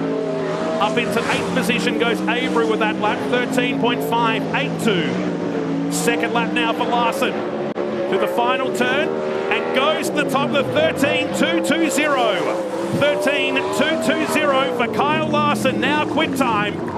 Rico Abreu improving up into 7th spot as well at 13.562. Next two drivers rolling onto the racing surface now from Boyanup, WA, the Pro West Electrical, the Lane Train, PVA Metal Fab, Witten's Irrigation. Number 45, this is Aaron Churkop. And on the track with him is the driver from Secret Harbor, Western Australia, the Addison and Cross, Park Engineering, TD Granny Flats, Cycle Bar. Number 94, it is Matthew Cross. Matthew Cross in the 94, Aaron Churkop in number 45. Neither driver able to qualify for the feature last night as Churkop comes across the line. He is 15th of 15, a 14.0 14.048. And for Cross, he's right behind him now, 16th quick, a 14.168. Aaron Cherkoff currently 10th in the Maddington Toyota Sprint Car Series point standings. His second time on the line is going to be better to 12 quick, a 13.836, 13.836. And for Cross, he will slow down by 3/1000ths of a second to a 14.171. He'll take the first one, a 14.168. So Larson, Day, Brad Sweet, Cole Macedo and Luke Oldfield, the top 5 in Flight 2 at qualifying. On the speedway now from Tasmania, Daniel Trucking, Goodyear Developments. Number 22, Jock Goodyear. Jock Goodyear on the speedway, joining him in the Nutrient Water KSN Hydraulic Repairs. Number 18 is Daniel Harding. Daniel Harding in the 18. 13.220, the quickest of Flight 2. Here comes Goodyear for his first lap. Hello, 4th position. 13.407 on his first lap for Jock Goodyear. We'll look up the line to 13th position for Daniel Harding, 13.782. Here comes the second lap. It's up to P2. Mega lap from Jock Goodyear. 13.313. Goes ahead of Corey Day and is just behind Kyle Larson, while Harding goes up to 11th with 13.631. A pivotal qualifying lap coming up right now from Caden Manders, who currently sits second in the point standings for High Limit International. He rolls up the speedway in the Dasco Supply, Eastside Concrete, Valvoline, Scarterfield Smash Repairs, Elevate Trailers number 71. And he is joined on the racetrack by Justin Whitall from Vincenttown, New Jersey. The RBH Group Turret Engineering Premier S&S CS Designs number 21. Justin Whitall, 21. Caden Manders in the 71. Here comes Manders, needs a good lap. It's going to be 5th quick, 13.418, 13.418. Justin Whittall's first lap is going to be 15th quick, a 13.708, 13.708. Can Manders improve on lap number 2? The answer is no. It's a 13.590. He'll take the first one, a 13.418. And for Justin Whittall, he will bump up a couple spots. He goes to 11th quick, a 13.602, 13.602 with one car remaining. Dramas for Jack Williamson, remember, during that hot lapping session, but the MDA Transport M&J Williamson Cartage Contractors Maxim chassis gets the track to himself. The final car in qualifying Flight 2 and the final qualifier of the event in this edition of the High Limit International. A 21-year-old from Casuarina who finished in 8th position at the Gold Cup event here last season, the second last race of the year. And a star on the rise in West Aussie Sprint Car Racing. First lap goes up at a 16th position, 13.708, and it's oh no, no go for the 24. Straight back into the infield he goes with a 16th position. Next to the lap there, 13.708. But folks, Kyle Larson tops the timesheets at the end of this second flight of qualifying, but nobody is touching Buddy Kofoid with that 12.77 second lap. Put your hands together for him. What a mighty lap from the 7. Yeah, absolutely fantastic. He was the first car out to qualify, and you knew when the track was going to be fast like that, he is going to lay down an absolute ripper of a lap, and that is exactly what he has done. 2 straight nights here at the High Limit International. Fastest qualifier overall in that RBH Group Bella Modular Homes number 7, and very close to the existing track record here at the Perth Motorplex that was set by Michael Pickens. That lap time, just for those of you that are curious, was set back on October 19th of 2024 at 12.460.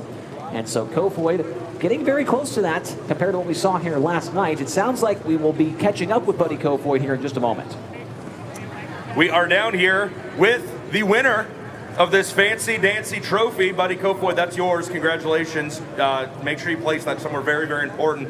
Chris Mitchell just reminding me, 3 nights here at Perth, Western Australia, 3 straight quick time awards. But tonight, I mean, you go nearly 7/10 of a second quicker than you did last night. Were you confident you'd have that pace when you guys rolled out first in qualifying? Yeah, I think so. You know, we hot lapped pretty well for, you know, how the track was, and we kind of underestimated the grip that it was actually going to have when it came in, and we were really tight, and kind of took a gamble on how much to free it up. And I feel like not a lot of people cheated the entry, you know, into 3 early, and then eventually it went away. But I feel like I could carry so much speed driving across the corner. And, but really, it just comes down to Dylan and Nate, Lockie, Cameron, Tommy. They all do a really good job giving me a really fast car. And this Speedway Toyota is unbelievable right now. So just having a really good motor and good group of guys that are very talented in their own right know, how to get me right. Well, Nate Knott comes running up to me after you go quick time, and he says, Buddy's dripped out himself today. I don't notice anything different about your wardrobe. Is it right in front of me?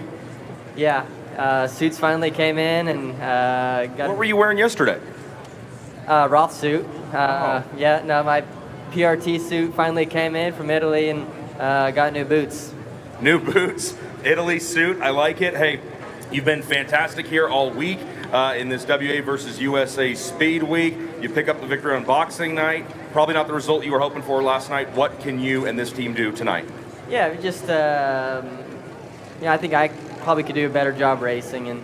And we actually found, an issue suspension related that probably hindered us from probably being better in the feature. And just no fault to anyone, just a fluke deal that put us behind. And but yeah, no, just stay on top of the track and take the wind into account. But no, off to a good start again, and hopefully just get through this heat race and draw a little bit better for the dash. All right, well, we really hope you're having fun here at High Limit International. I love it. I'm happy to be here. All right, that's Buddy Kofoid getting back to back Quick Time Awards. Dylan Buswell, is he dripped out as well? Yeah, dude, you look, you're on fleek, as the kids would say back home 7 years ago. Dylan, are you having fun out here this week? Oh, absolutely. What's the deal with the sunglasses? I don't know, they just got handed to me. He said I'd look dripped out if I put them on, so here we are. What's it mean to race at home? And we just talked about it off camera, but you're competing against father Kim Buswell, who's crew chiefing national champion James McFadden. He says he does not like it. He's not having fun. Are you having fun this week? Oh, yeah, I'm all about it. Try to come down there and kick his ass. Oh, man, I don't think he's going to like to hear that. Dylan, good job. Congratulations.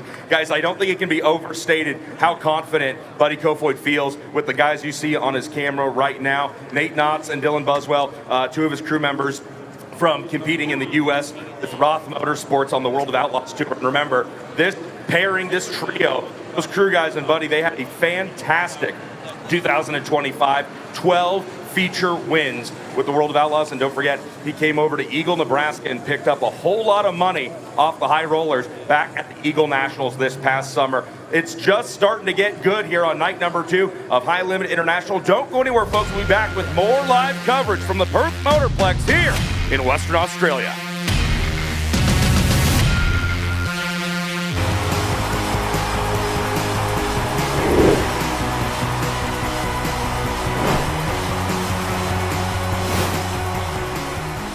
Hi, I'm Jason Kendrick and I'm driving the Triple M Canning Vale Toyota number 11. How would you summarise your last season? Terrible. We've definitely had struggles in the last couple of years. Just we probably haven't adapted quick enough to the change in tyres. Part of that problem was our success in the past, and I guess our hesitancy to move away from what we did that won. We're there to win every race, and if we're running second, we need to go back and look at what we did to be better. And very similar approach as to how we're going into the races and what our goal is and what we're trying to achieve. So I don't think much changes really. The issue is the tyre spin. It's not about balance of the car. So the tyre spin down the straight is what needs to get resolved. Do you get what I'm saying? Of course I do. Yeah. Who's the hero force in your team and why? Who's the one person that you reckon, it could be yourself or it could be anyone that's turning the spanners that you reckon is pivotal to your team? Oh, of course it'd be Dad. He's the driving force behind this team. He's the driving force behind the series. So he's definitely a person in our sport who produces outcomes.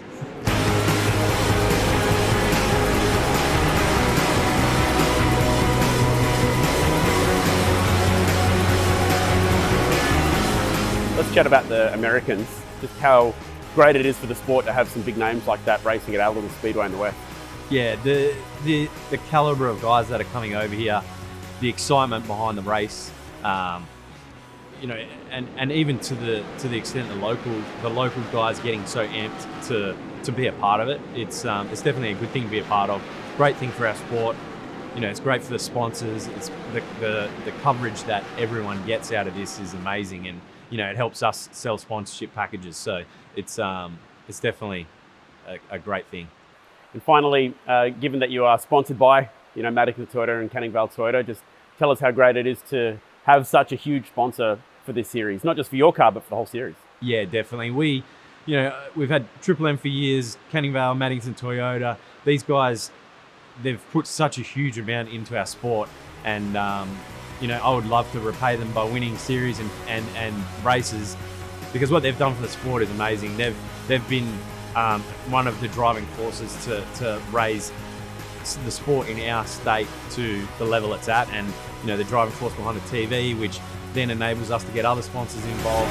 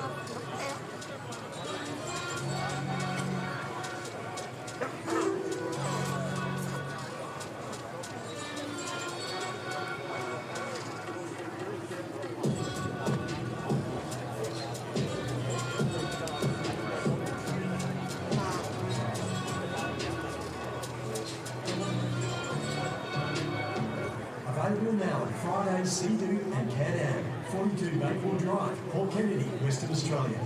At Maddington Toyota, we're all about great deals, value, quality and service. Head to our website for quality new, demo and pre-owned vehicles with videos so you can find your perfect car. We can organise the details by phone and email and deliver the car right to you. Check out the entire Toyota range, plus a huge selection of pre-owned vehicles, all backed by our real commitment to great service. Maddington Toyota, great deals and great service. Oh, what a feeling. Toyota. Friday and Saturday night is Speedway night. A battle of the nations over 2 huge nights. American Top Guns, Reutzel, Macedo, Zierfuss and Whittle taking on Australian champion McFadden, Keith Williamson by our home track. All out wing warfare, stars in their cars, wheel to wheel, wing to wing. Stainless steel, great bottle, powered by Totally Workwear. Bring your mates, we'll bring the Americans. Grab your tickets, motorplex.com.au.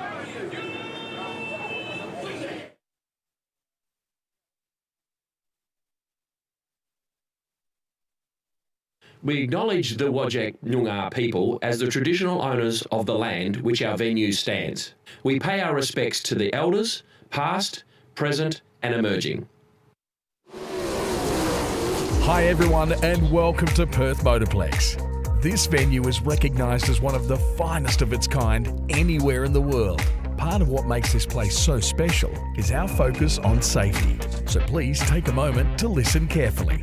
The Motorplex is located near industrial areas that deal with hazardous substances. While the risk to us here is very low, in the unlikely event of an emergency, it's important you follow all instructions given over the PA system and super screens.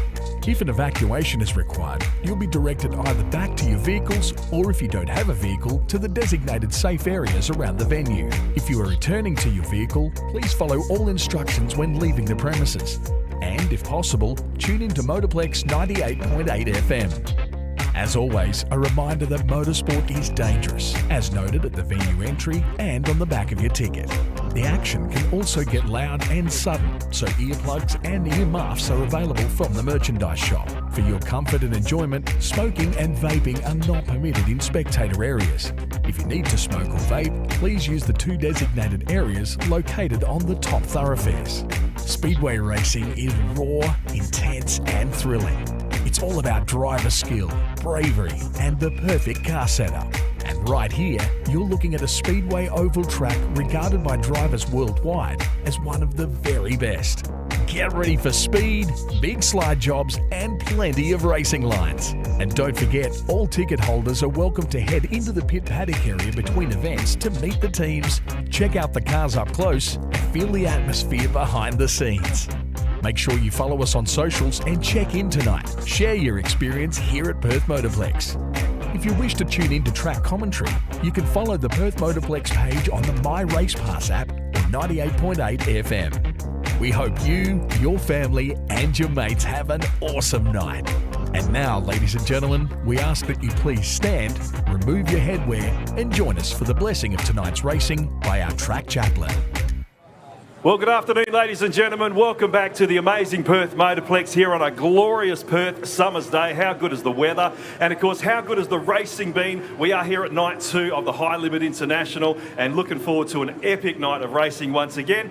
Now, last night we made mention of Gavin and the team doing a wonderful job. Of course, the John Day crew as well. I want to make mention of a man who has been around for a little while, and I was chatting with him yesterday about the idea of bringing teams and drivers and riders, in fact, from different parts of the world, and he was the man who initiated this. We guesstimated around about 50 years ago, and that is the great man, Mr. Speedway, Con Migro. Would you, ladies and gentlemen, put your hands together for this great man?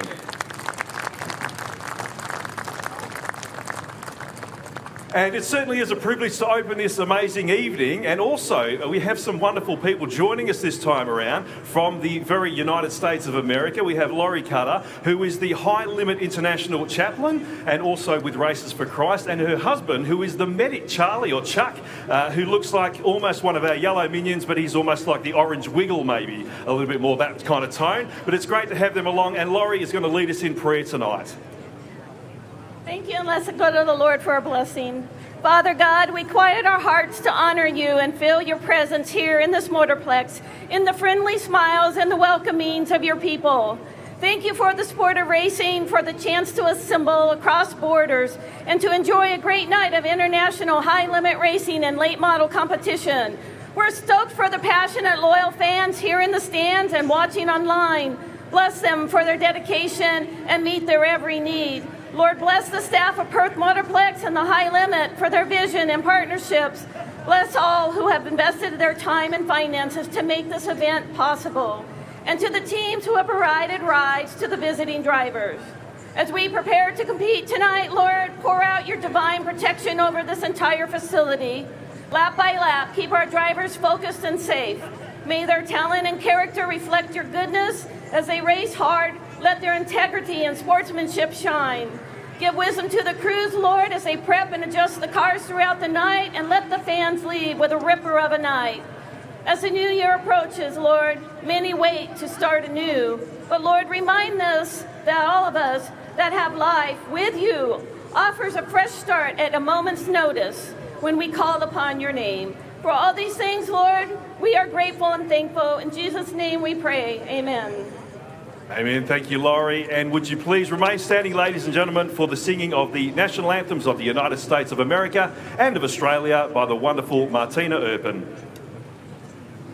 Oh, say, can you see by the dawn's early light what so proudly we hailed at the twilight's last gleaming, whose broad stripes and bright stars through the perilous fights and the ramparts we watched were so gallantly streaming, and the rockets' red glare,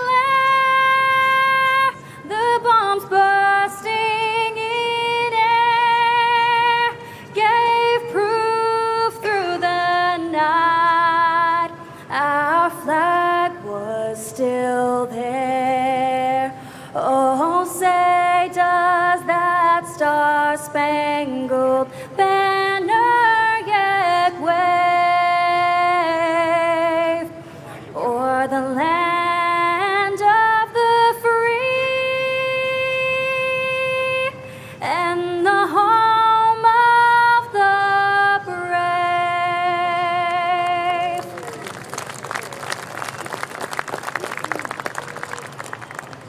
Australians, oh, let us rejoice, for we are one and free. We've golden soil and well. Our home is girt by sea. Our land abounds in nature's gifts of beauty, rich and rare. In history's page, let every stage advance Australia fair.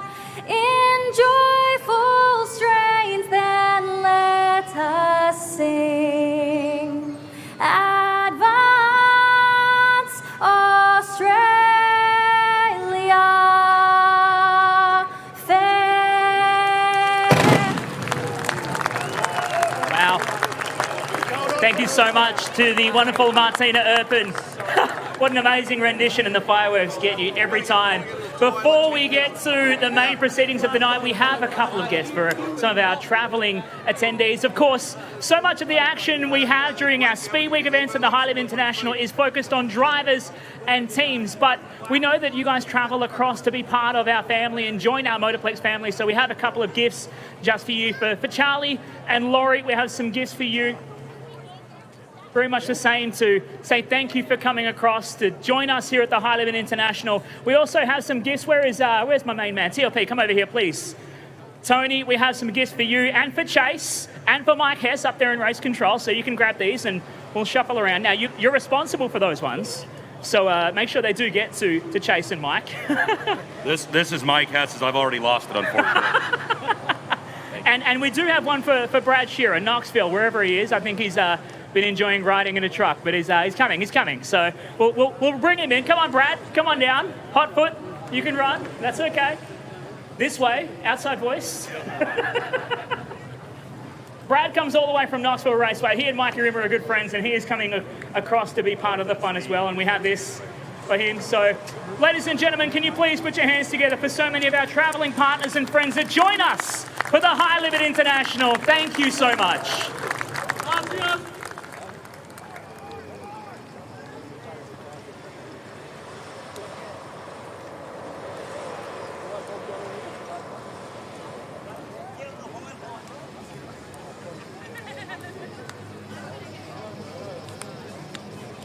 Nicely done, Chris Mitchell, Tony Laporta down on the infield of Perth Motorplex, and we thank our international guests, international workers that have come out to be part of this High Limit International Series. We're not too far away from our heat races on night 2 of High Limit International. In the meantime, Bryony Ingerson is down with one of the absolute legends of world motorsport. Carl Larson, that's better. That's what the fans came here to see. Congratulations, fastest in your qualifying flight. Yeah, thanks. Off to a better start tonight. So, yeah, hopefully just transfer through the heat and then you'll make the dash there and then, yeah, just go from there. So step by step, but off to a good start. Last night, things didn't go your way. You had a flat tyre, but also probably not where you wanted to be. What can you do this time around? It's just, yeah, about executing the whole night. I didn't feel like we were great, but I think, you know, if you just qualify better and you put yourself in the dash, the feature probably looks a lot different. So, yeah, it just comes down to execution. So, like I said, just off to a better start tonight and hopefully can just stay in front. It's great to have the High Limits organisation here. It's great to have so many fans here. How does this vibe compare to, I guess, some of the races you do in America? Yeah, I mean, you guys do things different, a little different in Australia, but for the better. So I feel like the atmosphere, they do a great job here at Perth Motorplex, and you letting your High Limit be a part of it is really cool. So yeah, glad to have a lot of Americans travel down for this, and the events just continue to grow. So yeah, the purse keeps getting bigger and better, and Gavin and everybody in the crew has done a great job here. So fortunate to make it down again, and hopefully we can keep coming. All right, let's put on a good show tonight. Good luck. Thank you. Reigning High Limit champion Kyle Larson getting strapped in. He'll be out as part of his 4 heat races. When we come back right after this, you're watching the High Limit International from the Perth Motorplex.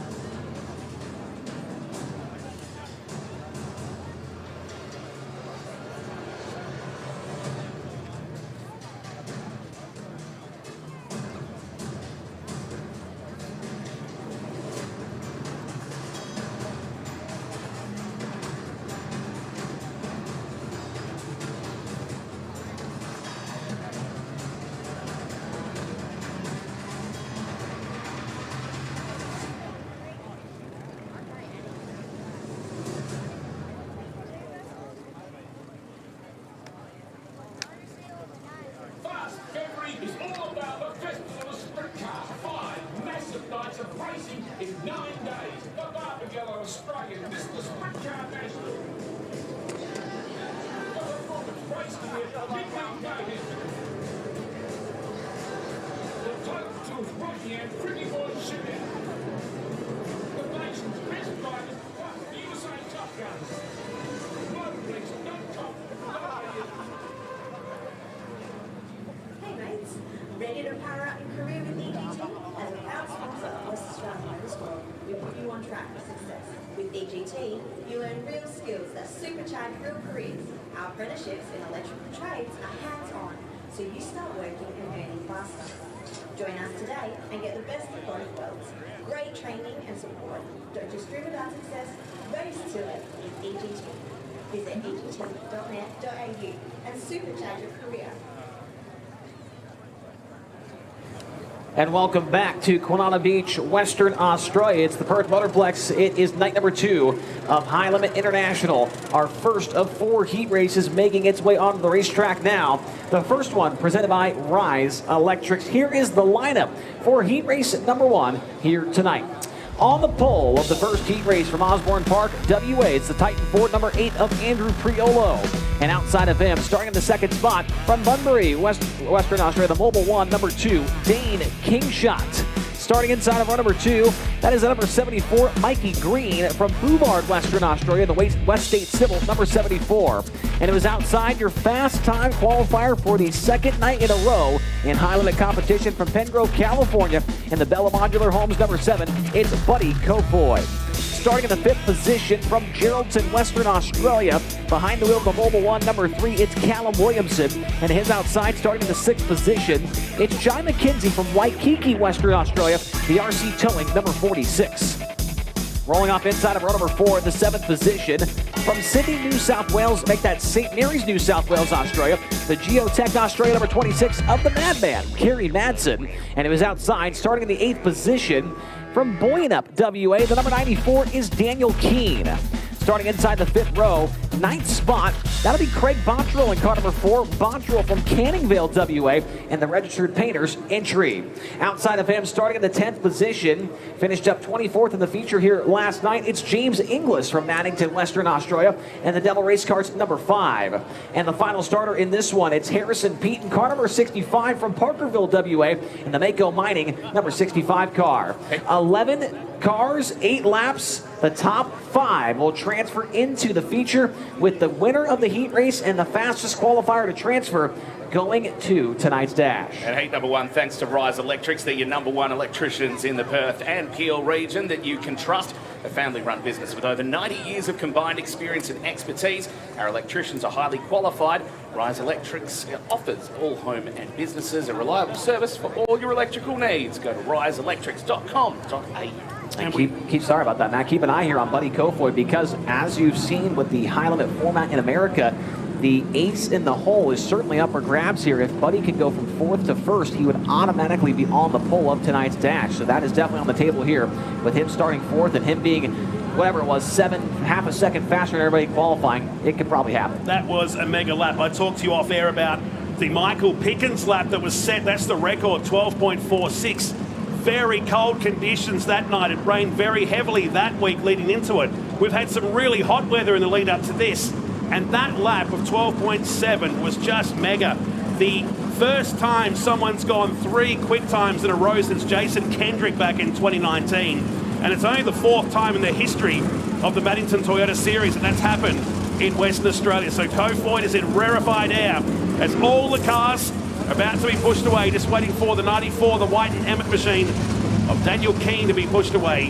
Just the 1 round of heats. If you haven't played high limits before, it's 1 round of heats. It's critical to finish in that top 5. It certainly is. And remember, if you can win the heat race, you'll go to the dash. As long as Kofoid doesn't fall out of that top 5, he will also go to the dash. But as I mentioned a few moments ago, if he can go from 4th to 1st, he is going to be in prime position for the WA Transmec Dash later on in the racing program. But he's going to have to challenge the likes of Dane Kingshot, who starts up there on the front row next to Andrew Priolo. As you see the John Day Ute out there about to pace the field as they now all are fired off. We're waiting on Daniel Keane. That car comes to life, and the field begins to form up down the front straightaway. Fans making their way back from the concession stands or from back the pit paddock area to their seats. They've been lining up since very early this morning. They are passionate motorsport fans here in the West. We welcome our interstate and international fans that have made the trek right across the other side of Australia to be part of High Limit International in 2025. Expect fireworks on and off the track in just a few moments' time. The field settle in position. We're getting set for heat race number 1 of the night. And looks like an issue. Mikey Green does not make the call here for this heat race. He was scheduled to start inside of run number 2. And so car 74, I don't see him out in the push-off chute over there as well. So Mikey Green not going to make the call. And that is a huge break for Callum Williamson. That's going to move him to the outside of run number 2. Probably one of the preferred starting spots, especially for a guy that likes to run it next to the wall. And that'll put Kofoid to the bottom in row 2. So Mikey Green not going to make the call, which is unfortunate. Now he had a great qualifying run. Inside the top 6 in flight 1 of qualifying. Hey, Perth Motorplex, are you ready to go sprint car racing? Let's make some noise in the stands. We've waited a long time for this. Night number 2 of High Limit International. Couple of West Aussies on the front row. Green for the first time on night 2. Green and go, almost contacted in the corner. Kofoid around the bottom is going to take the race lead down the back straightaway.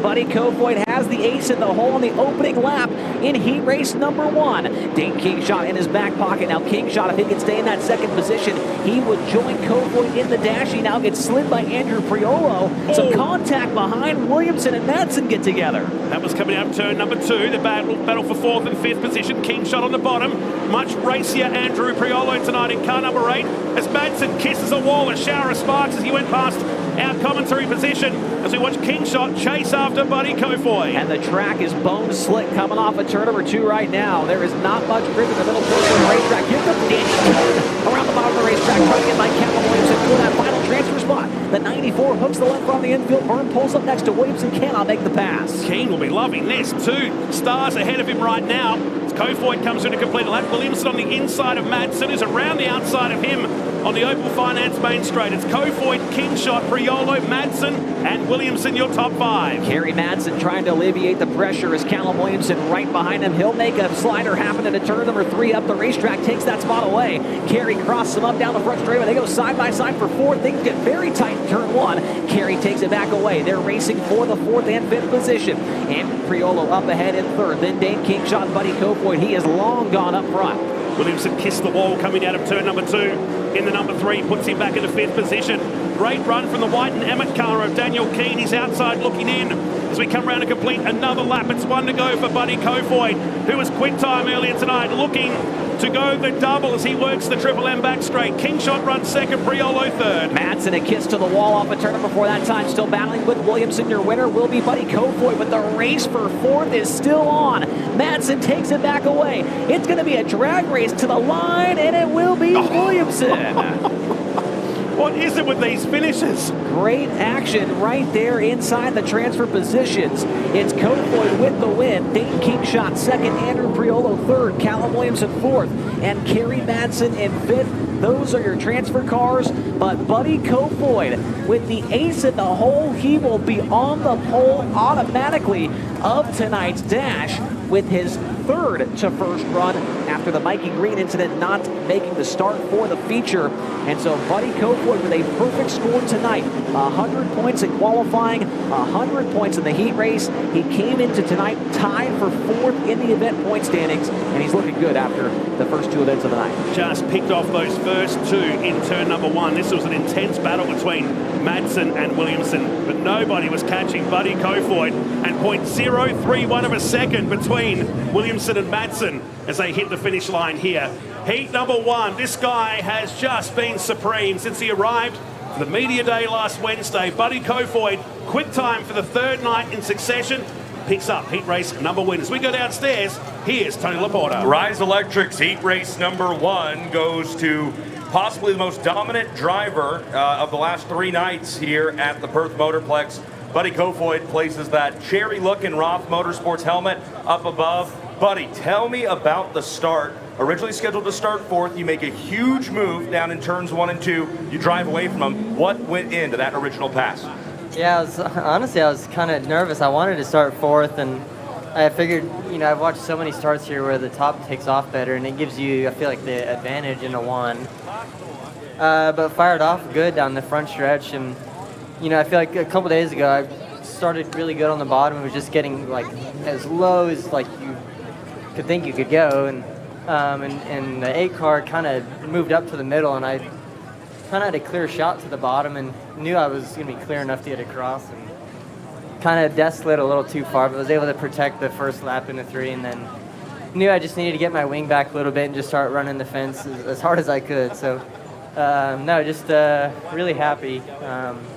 Trent Pigden and his whole family gave Dylan, Nate, Lockie, Cameron, Tommy, and I a really great opportunity, and of course we wouldn't be able to do it without Mobil 1 and Toyota. So good horsepower, great people, and having a lot of fun. Were you telling us yesterday that Toyota actually sent over 2 engines to make this effort possible? Yeah, so thanks to Andy Graves and everyone at TRD, they sent over 1 Speedway Toyota and 1 Ryder Toyota on a plane. Wow, buddy Kofoid, don't let anybody fool you. These guys are thinking and working inside their heads constantly when out on track. Kofoid goes quick time 3 nights in a row and picks up Rise Electric's heat race number 1 here on night number 2. And did what he had to do. Tony Laporta down on the infield with our heat race 1 winner of the night. Heat number 2 is on the speedway now. Pole position in the Castrol Colonial Motorsports entry. Car number 9 is AJ Nash. Alongside him on the front row, reigning Aussie champ for Team Brady Racing, James McFadden. Inside row number 2, in car number 77 for LJM Racing is Brad Maiolo. Alongside him in the Blue Angels livery for Sean Caron Motorsport, it's Brock Zierfoss in 95. Out of row number 3, position number 5, all the way from the Northern Territory, here's Chris Harrison. Alongside him in the Monty Farms, number 17, it's Aaron Reutzel out of 6. Jason Kendrick, the Triple M 92.9, car number 11, starts out of 7. The Dingo D Motorsports entry, car 44, Ryan Lancaster out of 8. Out of 9, in a brand new car tonight, the Merger Contracting Dunnings and Asphalt Recyclers entry, Chris Coyle. Alongside him, WA's fastest farmer, the Trey Lee Hay, number 13, Miles Bolger. And Heat 2, thanks to Rise Specialised Services, specialising in labour and equipment hire for quality electricians for your project requirements. Good Sparkies guaranteed. Go to rsswa.com.au, and they're also at 87 Reserve Drive, Mandurah. 8 laps the distance here in heat number 2. Once again, the top 5 going to the feature. You're going to need to win the heat race, or you're going to need to be Brock Zierfoss and finish inside the top 5 to go to the dash. The chalk stripe in turn number 4 indicates where they will get on the throttle. AJ Nash and James McFadden from the front row. We are green. Widely separated, McFadden gets the early pounce in the number 1 car for Team Brady Racing. Again, Lancaster strong on the outside. 1, 2, 3 cars as he slots ahead of Reutzel and behind Maiolo on the way down to turn number 3. But it's McFadden leading from Brock Zierfoss at the end of lap 1. Lancaster will razzle-dazzle right there in turn number 1 to get by a couple of cars, put himself in a transfer spot momentarily. Now he's challenged down low. Chris Coyle and Jason Kendrick go by. Reutzel on the march to the front of the field in this one. He's up to 4th. He gets by Maiolo, who's challenged down low by Coyle. And here comes Lancaster through the middle, right down Broadway, going to take the spot away in turn number 2. And just parks it in front of Brad Maiolo as well, who's side by side. That's Lancaster side by side with Coyle. A good 4-car scrap. Cars kissing the concrete wall coming out of turn number 4. It's McFadden from Zierfoss, Nash, and a much racier Aaron Reutzel in 4th. Lancaster tried to run the bottom, missed it on the exit. It's going to give some ground to the 79 of Chris Coyle, who was in that final transfer spot. James McFadden, don't worry about him. His lead the last time by 1 3/4 seconds over the 95 of Brock Zierfoss. AJ Nash sitting in the 3rd spot. He gets sideways off the corner. That'll go to the inside for Aaron Reutzel. Reutzel takes over 3rd into turn number 3, and Chris Coyle's closing in as Nash nearly tagged the back bumper of Reutzel off turn 4. Reutzel covered him off nicely through turn 4 to get that job done, then automatically moved the car back up the speedway to go ahead of Nash. He's up to 3rd position now in the Monty Farms number 17, but nobody, and I mean nobody, is going to catch James McFadden by the look of it. Reutzel, a nice 6-3 run so far in this thing. Car number 17, there's a move from Coyle. He'll make it by the number 9 of AJ Nash. He's up into the 4th position. All of a sudden, Nash was on the pole. He's on the bump spot with Ryan Lancaster bouncing off the wall literally in turn 4 trying to track him down. Lancaster was strong early out, but McFadden is going to dominate this as he hits the checkered flag. A massive victory for the reigning champ, and does it by over 3 seconds. In fact, the length of the main straight here at the Perth Motorplex. Reutzel, the best drive of the week so far from him, 6 up into 3rd with Coyle, Nash and Lancaster, who was strong early but misses that transfer. He's 6th ahead of Maiolo, Kendrick, Harrison and Miles Bolger. How strong was that drive from James McFadden? He got the win by 3.1 seconds. Did not look back once he took the top spot on the opening lap from AJ Nash. And Brock Zierfoss, I feel like he's been quiet all week long here. Every time we show up, he's just kind of quiet. He's always in the top 10, though, Matt, and tonight he will be in the dash with a solid second-place effort. Would have been a concern for the LJM team watching that smoke from the two-time Maddington Toyota Series champion Brad Maiolo early in the race. He netted a 7th place finish, but James McFadden, who won 2 of the 3 nights in the first edition of the High Limit International event in 2024, that's the way you kick off night number 2 as we go downstairs. The Team Brady Racing driver and 3-time Aussie champion about to talk to Tony Laporta. Man, that is a great way to kick off night number 4 this speed week. Well, let's talk about that performance in that heat race. A 14.1 or a 14.0 for the first 6 laps of that 8-lap heat race. You told us on the pre-race stage show earlier today, your son Maverick McFadden asked, will the same drivers be there tonight as last night? When you answered yes, he said, Dad, I think you need to drive a bit harder. What do you think Maverick will say after that wildly consistent run? I probably didn't watch. He's probably playing with Coney or something up there and told me I did a bad job anyway. But no, it's kids are good for that, mate. They can humble you pretty quick. He literally said you need to try harder, man. That's basically it. So. Boys have done a really good job. We're still struggling with, outright car speed for qualifying, but yeah, I felt really, really good then against the fence, which is something that I'm not really that comfortable with a lot. So, my car's really good right now. Hey, James, when you feel good, Australia feels good. Great job in that heat race. Thanks. You make me feel good. Man, I miss you so much. Have I told you that lately? Rise Specialized Services heat race number 2 goes to James McFadden. Hey, and if you're keeping score at home on the Buswell family rivalry, that's 1 heat race for Dylan, 1 heat race for Kim. Start having some fun out there, okay, Kim? Yeah, but he got me a spot in the feature last night, 1 spot, so I got to get that back tonight. All right, this will be a lot of fun to keep an eye on. Kim Buswell, James McFadden's crew chief. You just heard a little while ago when we talked to Buddy Kofoid, his crew chief, Kim's son, Dylan Buswell. Guys, it's not the first time they've competed against each other, but it is only the 2nd time they've gone head-to-head in competition. And I think you heard Dylan's comments earlier. He's out here to do one thing, and that is beat his father and everybody else at the Perth Motorplex tonight. An interesting lineup here for electrical group training heat race number 3 on the pole for this one from Clovis, California. The Bridge Tech number 3, it's Corey Day. And outside of him, the guy that finished 2nd to Corey last night, it's Caden Manders from Quinana Beach, Western Australia, the Dasco Supply, number 71. Starting in the 3rd spot from Gold Coast, Queensland, Australia, the Advanced Mobility number 65, it's Luke Oldfield. And outside of him in the Schlam, number 1, Cape Milk Grove, California, it's Kyle Larson. Starting from the 5th spot from St. Helena, California, the Aussie Bomber Dan Hotshots, number 24 of Rico Abreu, and his outside from Vincenttown, New Jersey, the RBH Group number 21 of Justin Whittall. Starting from 7th, it's going to be Daniel Harding. He's from Canning Vale, Western Australia, the Nutrient Water number 18, and his outside starting from the 8th spot from Capel, Western Australia, the All Torque Engineering number 4 of Cameron McKenzie. Starting 9th in car number 45 from Buoyant Up WA, the Pro West Electrical number 45, it's Cherky, Aaron Cherkop, and his outside, that'll be Tim King starting from 10th from Mora WA, the Rumble Ford number 51. And the final starter for this heat race from Buoyant Up Western Australia, the Buoyant Up Sellers number 90, make that the Adamson and Cross number 94 of Matthew Cross. Heat 3, thanks to electrical group training. Get your electrical career off to a flying start with EGT, employing and training over 500 electrical apprentices in WA. Go to egt.net.au to get started. So here we go again, heat number 3. Processing these heat races very quickly on night 2. Last night's winner on the pole, Caden Manders. Well, Corey Day knows who he is now in that 71 machine. For Dan Golding Racing, tightly bunched. Here we go again, green. Larson moves out the speedway already to make it 3 wide. And the 1K in the middle of that shot is Manders. Larson with all the speed and nowhere to go at the moment as he dives down the inside of Luke Oldfield to move himself up to 3rd position at the end of lap number 1. Oldfield able to get Crossy down the front straightaway, take that 3rd spot back away into turn number 1, slide to the racetrack right in front of Kyle Larson. Here comes Rico. He's trying to creep around the bottom as Larson muscles his way by Oldfield to turn number 3. Move Kyle Larson back up in the 3rd spot. Here comes Rico. He'll turn it down the hill, gets by Luke Oldfield down the front straightaway. Good move, puts him up in a 4th position now. Oldfield on the 5th spot now. as he tries to fire back at the 24 down the back straight. Behind them is Harding, Whittle, Churcott, McKenzie, Tim King, and Matty Cross at the back of the field.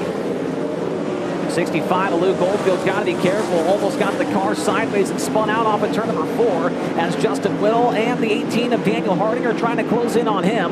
Up front, it's all about Corey Day. That time by a 1.8 second lead, over the 71 of Caden Manders.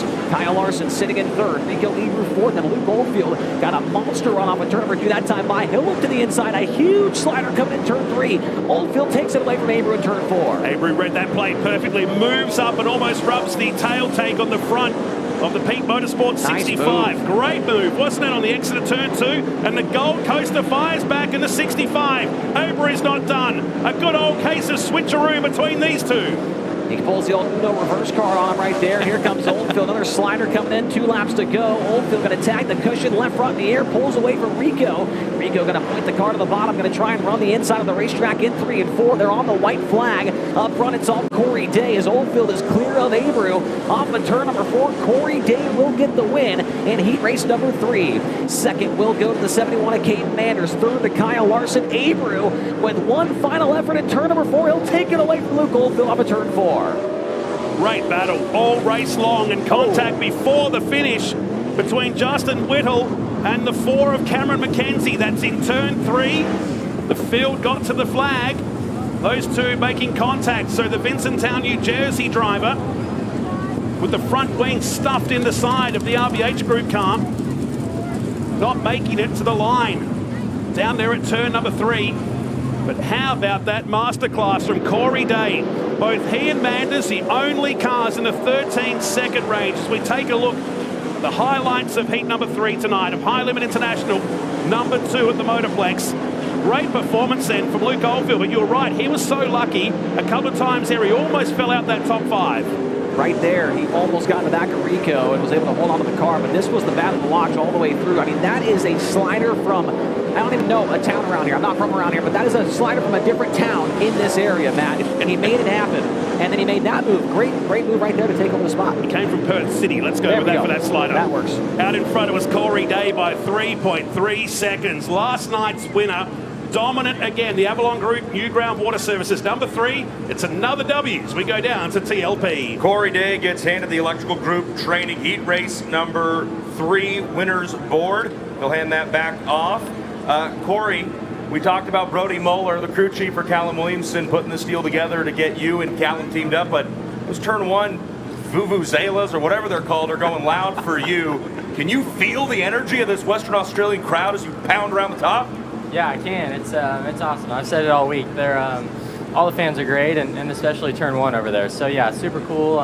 Yeah, Brody's the one that did put this deal together. So appreciate him, and like I said, appreciate the opportunity to be able to show up to drive such a fast race car. Well, you're doing a good job with it. Some people might call Callum Williamson Western Australia's Corey Day. I heard somebody yesterday describe Corey Day as Callum Williamson on steroids. Look how fast he went, guys. He was blowing the GoPro camera backwards. It's up looking at the wing. Corey, nobody's going to enjoy that shot. You got to just keep the camera pointed in the right direction for us. Corey Day trying to make it payday. Night number 2 here with High Limit International. He picks up heat race number 3. And did it so well. Both those guys in the 13s comfortably quicker than anybody else in that field in heat race number 3. So Corey Day, as we look at the grid for heat race number 4. Pole position going to the Landrigan Motorsports car of Brad Sweet in the USA 49. Alongside him in the Intimidator Boats Wormhole Developments Highline Motorsports entry, Cole Macedo in car number 40. Out of row number 2, position number 3. In the Kalgoorlie Case and Drill, Tony Workwear, number 25 is Taylor Milling. Alongside him, in the Daniel Trucking, Goodyear Developments, Tasmania 22 is Jock Goodyear. Inside, row number 3, the next to 22s, the Proline Concrete, Danani Hotshots, number 22 is JD Dack. Alongside him, the USA 16 for Paul Keane Racing, it's Xavier Doney out of 6. Inside, row number 4, position 7, J&S Drilling, Napa Auto Parts, number 60 of Carson Macedo. Alongside him, the man who struck troubles twice tonight during qualifying, Jack Williamson, the MDH, number 24. Inside, row number 5, the Bunbury Ram, number 92, is Chad Pittard. Joining him, the second of the Highline Motorsports entry, it's rookie Cody Clayton. That is the grid. Heat race number 4, night 2 of High Limit International. And this fourth and final heat, thanks to Rise Electrics, who are your #1 electricians in the Peel and Perth region that you can trust. A family-run business with over 90 years of combined experience and expertise. Our electricians are highly qualified. Rise Electrics offers all home and businesses a reliable service for all your electrical needs. Go to riseelectrics.com.au. There is Robbie Farr, helping out the Landrigan Motorsport team. A penny for his thoughts right now, where he's still got the itch.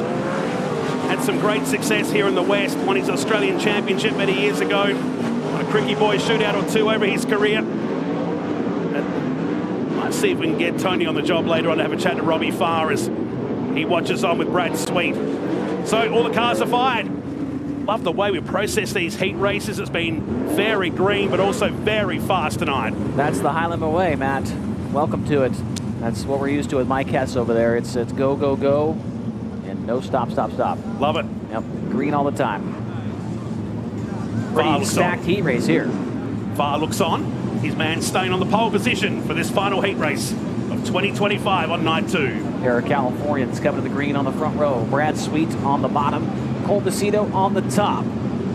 Chalk stripe in turn number 4. The final heat race of the night here on night 2 of High Limit International is underway. Tony, the Paul Keane car, shuts the door on the Donati Hotshots entry. JD Dack as we work the back straight for the first time, and Donny's going for second place. This car is a completely different beast. Wow, from nowhere was totally workwear 25 and Taylor Milling. Macedo's gone around, and it's awkward in the back once again for Jack Williamson. I reckon that's engine dramas again for the 24. We'll go yellow. And that is a big caution for Carson Macedo, who was in that little scuffle between the 24 of Williamson and the 40 of Clayton. They had all three gotten together coming off the corner, which started when I believe it was Milling maybe. Here's a replay. We'll see exactly what happened. But Donny has been spectacular in these heat races. The first 2 nights was up to second briefly. Watch the move. The purple 16 with a yellow number just found a different lane and just went after second position on the way down. But through the middle was one of the Highline Motorsports cars. It almost wiped out. The car in the background was Taylor Milling on the move as well, and that totally workwear 25. Guys, I asked Xavier Donny yesterday, is it your first time to Australia? He said, it's my first time out of the country. He seems to be getting comfortable in international waters quite quickly. We'll see if he can continue this success that we saw on that first lap that got nullified as they roll back into turn 1. Milling almost got in the side of Cole Macedo. And once again, Donny off the bottom. He'll go right by Taylor Milling down the back straightaway. Jock Goodyear got a piece of the wall that time by off the turn number 2 down the back straightaway. He sits in the 3rd position as Brad Sweet leads lap 1. And Milling goes under Carson Macedo in the J&S drilling entry on the main straight. They're both kissing the wall. Macedo managed to find a bit of speed out of that, and Chad Pittard had nowhere to go in the Bunbury Ram number 92. But out in front, it's Brad Sweet. Oh, more contact on Carson Macedo. And Chad Pittard going to roll right around the bottom, nice and slow, and pull up next to Taylor Milling, battling for that final transfer spot. They are wing to wing down the back straightaway. Chad Pittard started second to last in this thing. He's now in a transfer spot. So he comes through. The time still ahead here with 3 in the books in the final heat race. Round the outside is Carson Macedo with JD Dack just behind him. It's down the Triple M back straight we go. Out in front, the battle is starting to brew between Sweet and Cole Macedo. And Macedo 4/10 of a second faster the last time by across the start-finish line. He's closing in on Brad Sweet. Now Sweet slides himself, gets to the cushion on the exit at turn number 4. Leads another lap that time by. They got 5 and 3 to go. But Macedo has got the turn 2 cushion absolutely locked down. Goodyear, Donny and Pittard all in the show at the moment. Carson Macedo outside looking in. It's about 6 to 8 car lengths towards Pittard. Sweet and Cole Macedo take us down into Maddington Toyota turn 2 as we work that back straight for the drone cam. The gap is closing visually. Here comes the move from Macedo. I'm telling you, on turn number 2, Cole Macedo's car is absolutely on a rail.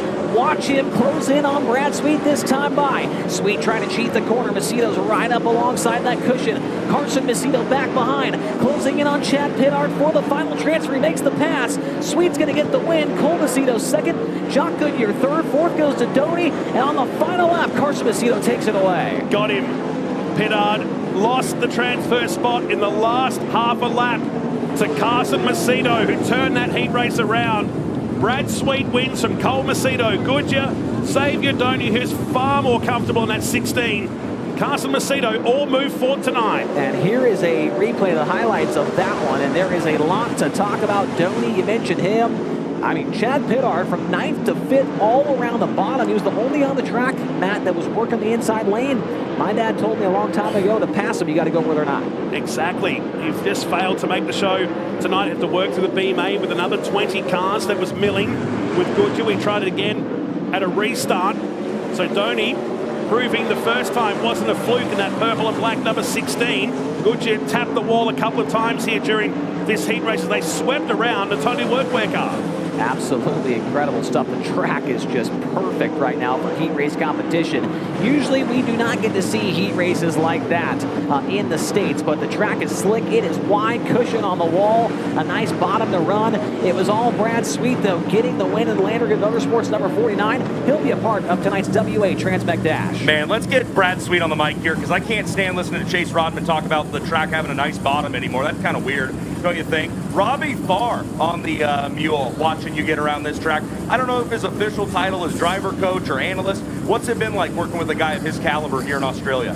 Yeah, it's just fun to reunite with, old friends. And I grew up watching Robbie, and, he was a good help for me, as a young guy coming over here to race in Australia. Robbie was one of the best and most fierce competitors. So just fun. We're having fun. Joe Mooney, Steve Melby, and Robbie Farr, heck of a team. Can't thank the Landrigans enough for having us down here. And, a little better start to the night. It's getting tricky. I wasn't sure if I was on the right part of the track, but I think we got something to work on at least tonight. All right, well, I asked him if he had any tips for you. He said you know what you're doing, so keep doing that, okay?